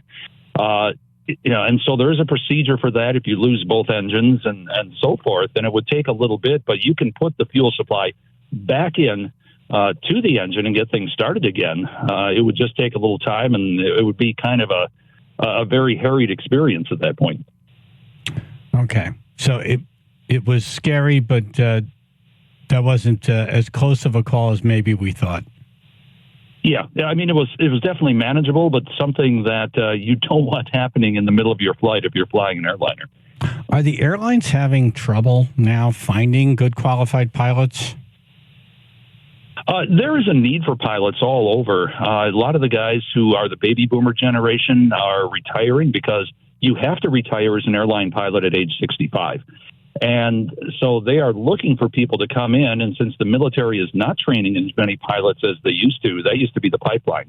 Guys and women would come out of the military with that skill and move into the airlines and have a very nice career. They aren't training as many pilots as they once did. Interesting. The drones. Yeah, the drones. Yep, exactly. Okay, so when does drone technology become airplane technology with humans flying? In a plane with a drone, with a guy in Arizona. Are they talking about that now? Oh, there's some discussion about it. At what point could you move down to maybe one person in the cockpit instead of two? Myself, there's that redundancy inside the cockpit with two people working with each other, making things happen. For instance, in this case, if you would have had only one person in the cockpit, could that person have controlled Mushroom Guy, as you said, while at the same time doing all the procedures to fly the airplane? That would have been, an interesting scenario. So where they are with two pilots in the cockpit, speaking as myself as a pilot and also as a passenger, I kind of like it that way. The autopilot, that's kind of like a cruise control. That can't land the plane, right? But artificial that technology is advancing. Yeah, artificial intelligence. Artificial intelligence will be able to do this soon. No, we're getting to that. There are systems now in small aircraft that will land the airplane in case of an emergency, and so that's something that is going to advance. And I think you'll continue to see that advance in the future, and eventually become part of the emergency systems in the aircraft. The autopilots now are very, very good. It's still the human factor that becomes the most important factor inside that cockpit. I heard the first thing AI is going to wipe out is the legal profession. All of these paralegals who do all of this research and they read all of these briefs to find all of this stuff, they're just going to be able to press a button. It's like, here you go. Here's every case. Here's everything you're looking for. Done. But it'll eventually make its way into driving and flying. I'm thinking driving first, right? Well, driving, you're only dealing with two dimensions there, backward, forward, right, left. You don't have that third dimension of up and down when you're driving. And so we see the problems they have right now with driverless cars, that sometimes, it's not quite there. And, the car doesn't But with do what you drivers, want it to do. there's a lot of times it's not there. You know what I mean? Like, I wonder if you run the statistics, a driverless car, and you run the numbers, and a person in a car, and you run the numbers. I think we're probably just as bad. That's interesting. Yeah. Oh, that's interesting because, the human factor is always the wild card, whether you're talking about automobiles, whether you're talking about airplanes, whatever it happens. And we see in this case, all the technology's there, the well-trained crew's there, but the wild card is introduced with the human factor. Well, thank you so much for coming on. I appreciate you. And always a pleasure. All right. Thank you, man. Okay. Be safe. Take care. Right, you too. We're linked up to all things Dick Napinski on the radio station website. AJ from a hospital bed. Good morning. Hey. Hey. Morning. You feeling better? So the surgeon was just here. Oh. So she said. It looks like tomorrow. Tomorrow. Yeah, tomorrow. Because she said, "Do you have any salads?" I go, "Nope." And she goes, "Oh wow." So at least I have salads coming next 2 meals. Okay. Yeah. When you were fed that mush or whatever liquid it was this morning, I thought, well, they're not going to let you go today because they got to give you solids and it's got to run the system. Right. Yeah. And apparently she said that the hernias were a lot bigger than she thought. They were like huge. Oh, really? The one on the side, she actually had to move my muscles back and around in order to fix that one. And then the other one was a lot bigger than she Hold on 1 second, AJ. We'll talk about this. I just want to see if we still have a job. Let me conference in the CEO of the company. Okay, cool. Jeff Warshaw, CEO, Connoisseur Media. Good morning, sir. Good morning. I want to hear more about the moving aside the muscles. It sounds so lovely. I want to hear more details, please. That's always a lot of fun. Yeah. You're eating breakfast, are you? So we're at the National Association of Broadcasters Marconi Award program last night, Javits Center, New York City. The morning show nominated, WPLR nominated for its 9th time. Multiple connoisseur radio stations nominated. and none of the stations won. And then there was this blip in the program where a station won, but they weren't there. And there was this awkward moment, and the MC said, is there no one here from the radio station? And I thought, this would be funny. It'd be funny. I'd just go up and I'll say something. It's funny. What did you think? well, first off, I'm looking at your Marconi. So we have, it's not like we haven't been recognized for you being the best in the country already. But PLR has been definitely a conspicuous absence as far as being a winner. But I didn't really know what was going on. I kind of looked up and you were standing there, and I'm like, what's going on? And then I listened to you, and it was amazing. I thought it was fantastic, and it was much better than winning, more memorable than winning. And I think everyone there will remember. If they remember anything about the evening and the awards, they'll remember your speech and your daring rock and roll attitude to get up there and say your piece. I thought it was terrific. Oh, I could breathe now. Yes, and I got texted with a couple other of my my good friends, and they all thought it was great. Nobody was offended and the sanctity of these awards, and it was great. I thought it was if you are in the radio business and you don't appreciate the spontaneity, the freewheeling irreverence of a rock and roll station and a rock and roll morning show, then you really shouldn't be in the business. Well said. Thank you. I rest my case. That's my attorney right there. Thank you. We may quote you on that later. I think, but next year, if we win, I think AJ should come on and discuss the hernia and the kind of the details of the surgery instead of moving the muscles around, and maybe he could bring some pictures, and if he, maybe even some pictures from his last colonoscopy or something like that, and I think that would be great for the acceptance speech. I had no time to look at you, to run the idea by you.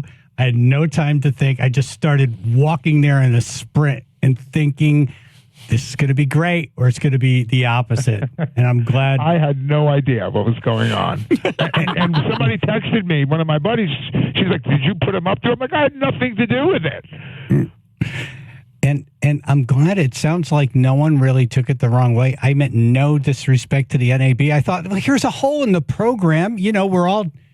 We've been trained to fill holes in the program to keep it moving. Here's a little joke, little side note. I can't really. If anyone has a problem with it, then they're in the wrong business. And I think that if anyone doesn't vote for PLR next year, then they're losers. Right. That's right. Now, you want to see this speech, don't you? Now it's now we want to see the speach. Yeah, 2011. You called them out. You said, look, we're the best rock station. We've been finalists for 9 out of whatever the last 12 or 13 years. And, we should win. And we will win next year. And I can't wait for Keith's speech. Me too. Jeff, thank you, man. Love you and appreciate you. See you soon, guys. Take care. Hey, AJ, feel better and bring pictures, all right? Thank you. Will do. All right, take care. See what you missed? Well, they definitely thought you were a hobo, right?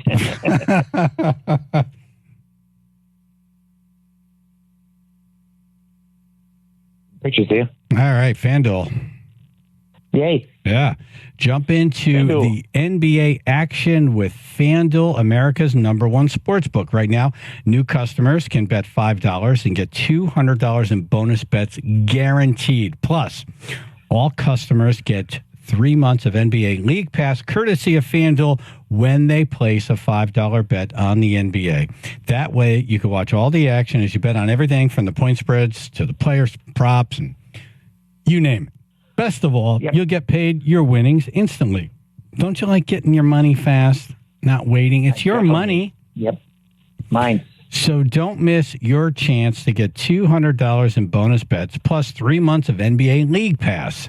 Just visit FanDuel.com/Chaz, CHAZ, and tip off the NBA season right. FanDuel, official partner of the NBA. 21 plus and present in Connecticut. New customer offer. First online real money wager only. Refund issued as non-withdrawable bonus bets that expire in 7 days. All customer offer. $5 NBA wager required. Limit 1 pass per customer across both offers. Restrictions applied. Void where prohibited. See full terms for both offers at FanDuel.com/sportsbook. If you or someone you know has a gambling problem and wants help, call 888-789-7777 or visit ccpg.org/chat. NBA League Pass. Local blackout restrictions apply.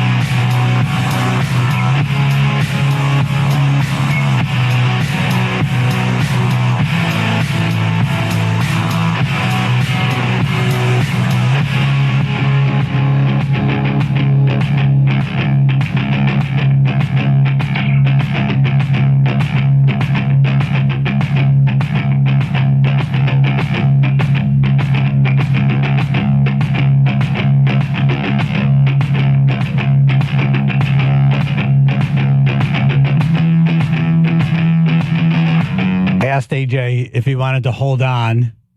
His reply, I have to go to the bathroom.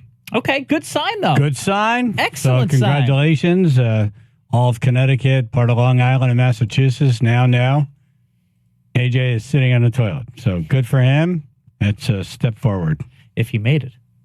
If he made it. Hope everything comes out all right, AJ. Yeah. 82-year-old Korean man has heart attack after choking on live octopus dish. Ding, ding, ding. I thought Ruth might like this because she's vegan. This is a guy who's just too infatuated with fresh food.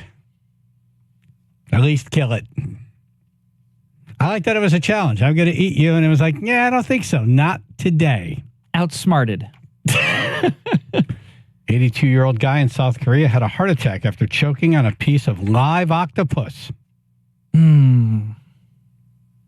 It doesn't sound like a nice way to go. Nah. It wouldn't be my choice. So gross. But all the other octopuses, how do you say octopus?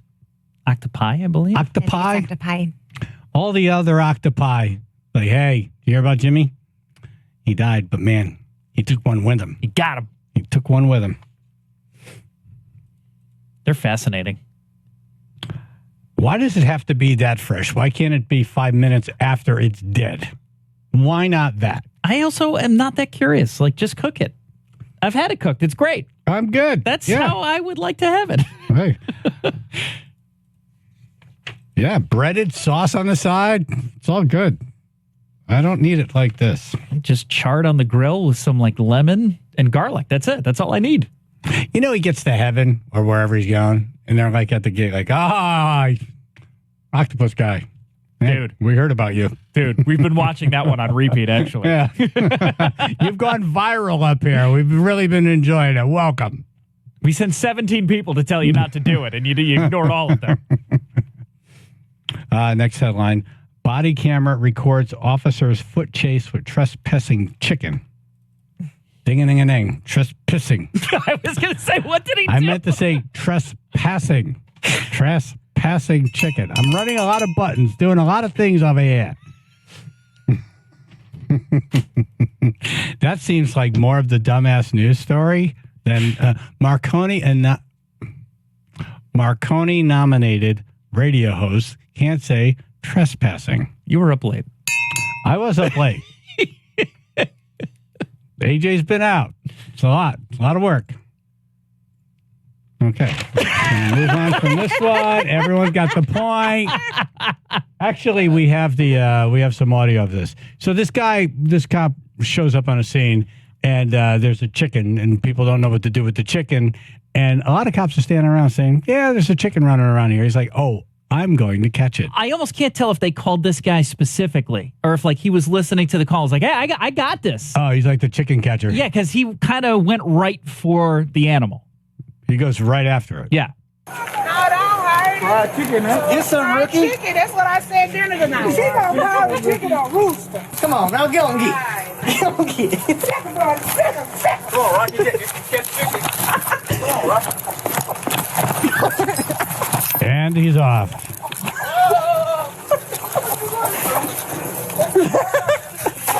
Come here now. Boy, don't pick me. This thing's going under a car, coming out from the other side. Hey, this ain't faster than it look. Over a 6-foot fence. Nah. Up onto the roof. Across the clothesline. Come on, get. Through 6 apartments. You don't. Through the dog's legs. Through the bank. That was a miss. Got it. There it is. Hey. Man, ain't that gonna fit that? Bring that chicken over here. That's the cop you don't want chasing you. You want the one that's going to get tired fast. That one's not going to get tired. That was also edited. It was like 3 minutes of chasing a chicken, and he was laughing the whole time. Never gave up.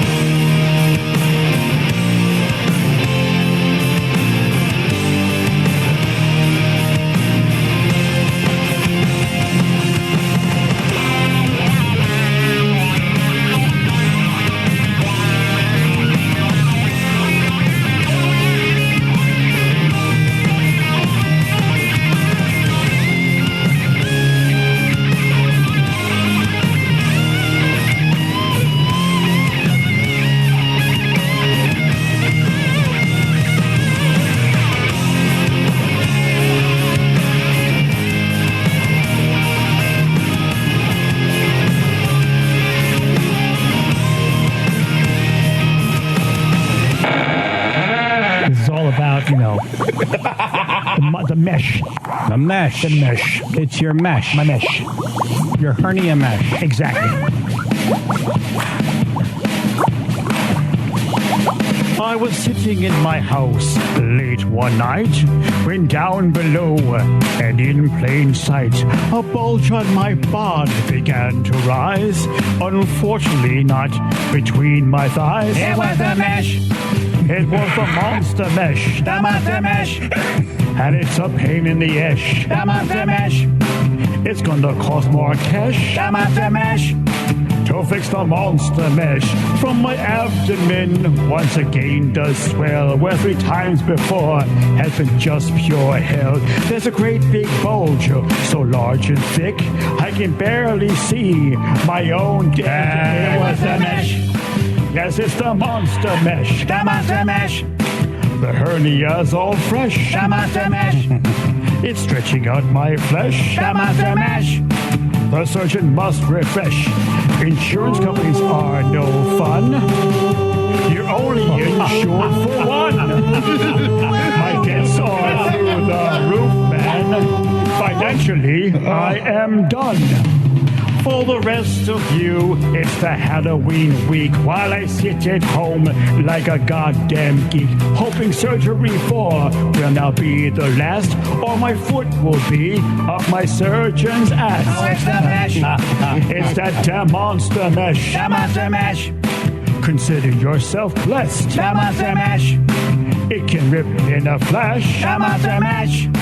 And it costs cold, hard cash. Damn it! The background vocals when you're doing the oohs, it sounded like they'd hit you like pain.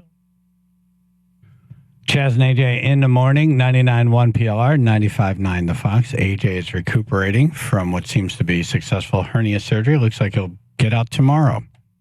Then we'll have him back on a regular basis from his house on the box, hopefully Monday morning. And then when he's back in, we'll resume beating the crap out of him. I'm going to lay off for a while. I'm going to take a break. He's had a tough run. This poor guy, man. Stump the Chumps, Beetlejuice Trivia, 203-882-9757. Everybody on will get in the running for Pete Davidson tickets. On the show now is a guy I haven't talked to in over 20 years. He used to intern for us on the island, John Butera. We called him Mongo John, and he's become a comedian since. How are you, sir? Good. Long time no talk. Yes. How is everything going? Excellent. Do you know anything about Ghostbusters? Yes. Not I know a convincing. little bit about Ghostbusters, but I thought it was Beetlejuice. Oh, yeah, that's right. Yeah. I'm sorry. I'm really, really tired. It happened so fast. Yeah, it was like right around 9:10, 9:15. Yeah, you're right. Well, thank you. What did we... Not a problem. We used you on the morning show for stuff, right? Yes. I interned for like 3 months, and then I worked there for about 2 years. You were in marketing. You're like our street guy. Yes. Okay. Absolutely, yes. Awesome. I had the unfortunate time of recording AJ, if you remember, wearing the golden banana hammock out at Riverhead. Oh, was it golden? AJ remembers that one. Oh, no, it was the American flag. I apologize. That is the first stunt we did with AJ. That was the very first one. He lost a bet, and he had to wear a red, white, and blue thong. Mankini. On the circle in Riverhead. And, man, the nurses at Riverhead Hospital loved it. Well, good to hear your voice again. Definitely a sight for sore eyes. Now you're doing stand-up comedy.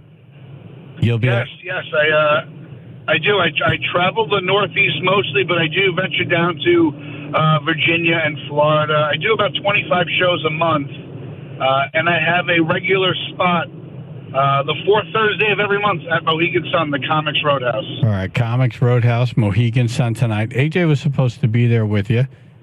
He will not be there. Yes, he was. Right. Yeah, he mentioned it earlier in the week. All right, John, I'm going to keep moving. Things were not going well. Yeah, we got it. All right, so 203-882-9757. Beetlejuice trivia. Emma in Wallingford. How many times did Adam say he saw The Exorcist? Phil? Phil's picking up the phones. Don't even pick up the phones. We just need you here for this. Sorry, say it again, please. How many times did Adam say he saw The Exorcist? Adam? The Exorcist? Yeah? Or Beetlejuice? No, he's in Beetlejuice. Alec Baldwin, I think, was Adam. I don't think he says it. I think Beetlejuice says it. And he says 167 times.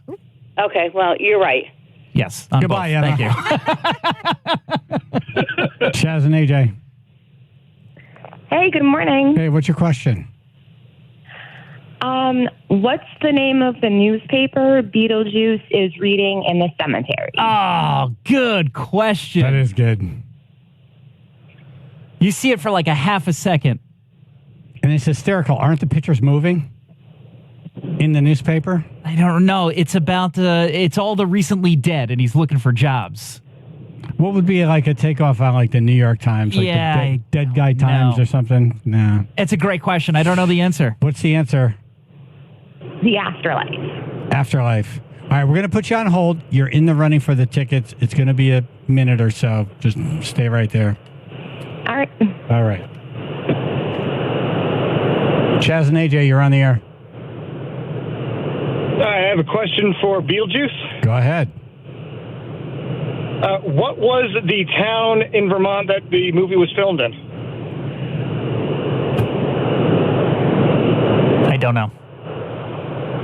This would be a real easy way today to get Pete Davidson It's like tickets. East Mongo Corvick, I John, think, something memories of you are coming back now. I think it was East Corvick or something like that. Corinth, maybe? Something like that. I don't know. They got it off a postcard. That's all I know. Do you have an answer? We gave you the best we got, We man. don't. Well, you were right. It was Corinth. Okay, then. Goodbye. Have a nice day. Why don't you take your face back inside a pack of suitcase? Bye-bye. Chaz and AJ. No, she's the winner. Oh, okay, Yeah. hold on. Or Chaz and AJ. She stumped us anyway. Hello. You're on. What's your question? Hello? Hi, Chaz and AJ. What's your question? Hey, what's going on? It's Bill on the road. Go, Bill, go. You're the last one in because I'm bailing. Oh, Go ahead. cool. Yeah. So my question is, there's a moving truck that pulls up to the house in the movie. What's the area code on the moving truck? Man, you guys are good. Well, This is so obscure. Like, who But cares? this is good. They're coming with their A game. Would it be 666? It seems like what it should be. I don't know. No, it's No, this not. is before they died, right? The moving truck. This is before they went off the bridge. No, because Yeah, they I weren't believe moving. so, They yeah. wanted to stay. Oh. Yeah, so it'd be for the after answer? Catherine O'Hara and all them show up. Yeah. All right. You want to just make up a number? Well, they're supposed to be in Connecticut, so it Right. could be a Connecticut area code. 203. 203 is absolutely correct. Boom. Thanks, Thank Bill. you. You got it. Mongo John is on hold, not helping. But Not. At I tried earlier. I said East Corvick. Oh, that's true. We did kind of get there. all right, you did say something. All right, that's right. John Butera, comedian. He's at Comics Roadhouse, Mohegan Sun tonight. All right, we'll take one more. Chaz and AJ. I think I you're know on. who this is. What's the question? The question What's your is, name? What, Who is this? Chris from Brantford. It has to be. Okay. He's got to get in. All right, everybody on Twitch is rooting for you. Chris typically calls This is a big storyline right now in the Twitch chat every room. day. We swat him down with the first one always. This is your first one in. Good luck. What comedian was originally going to play Beetlejuice? Oh, no, I know this. What is it, Ruth? I don't want to know this. Don't, It's Sammy Davis Jr. that's not the answer I was looking for. Oh, okay, good. That's the only answer I had. Yeah. What's the answer? I don't have a clue. Dan Kinnison was up for it too. Oh, wow. That would have been a great. Different movie. Different rating on that movie. movie. Yeah. Yeah. Does that mean I'm in the running now? Does that mean he tried out for it? Was he? Yeah, I don't know. I know he was I know he was looked at before they casted. All right, I'll tell you what. We're going to put you in the running. How's that? Yay! Congratulations. And Twitch goes wild with happiness. Thank you. Great show. Talk to you guys tomorrow. All right, Chris, you're on hold because you're in the running and the other one's in the running, so he has a 50-50 shot. John Butera, Mongo John, good to hear from you, brother. Thank you, buddy. Good to hear from you as well. I will keep in touch. All right, good luck tonight. We're linked up. Comics Mohegan's son, John Butera, on stage.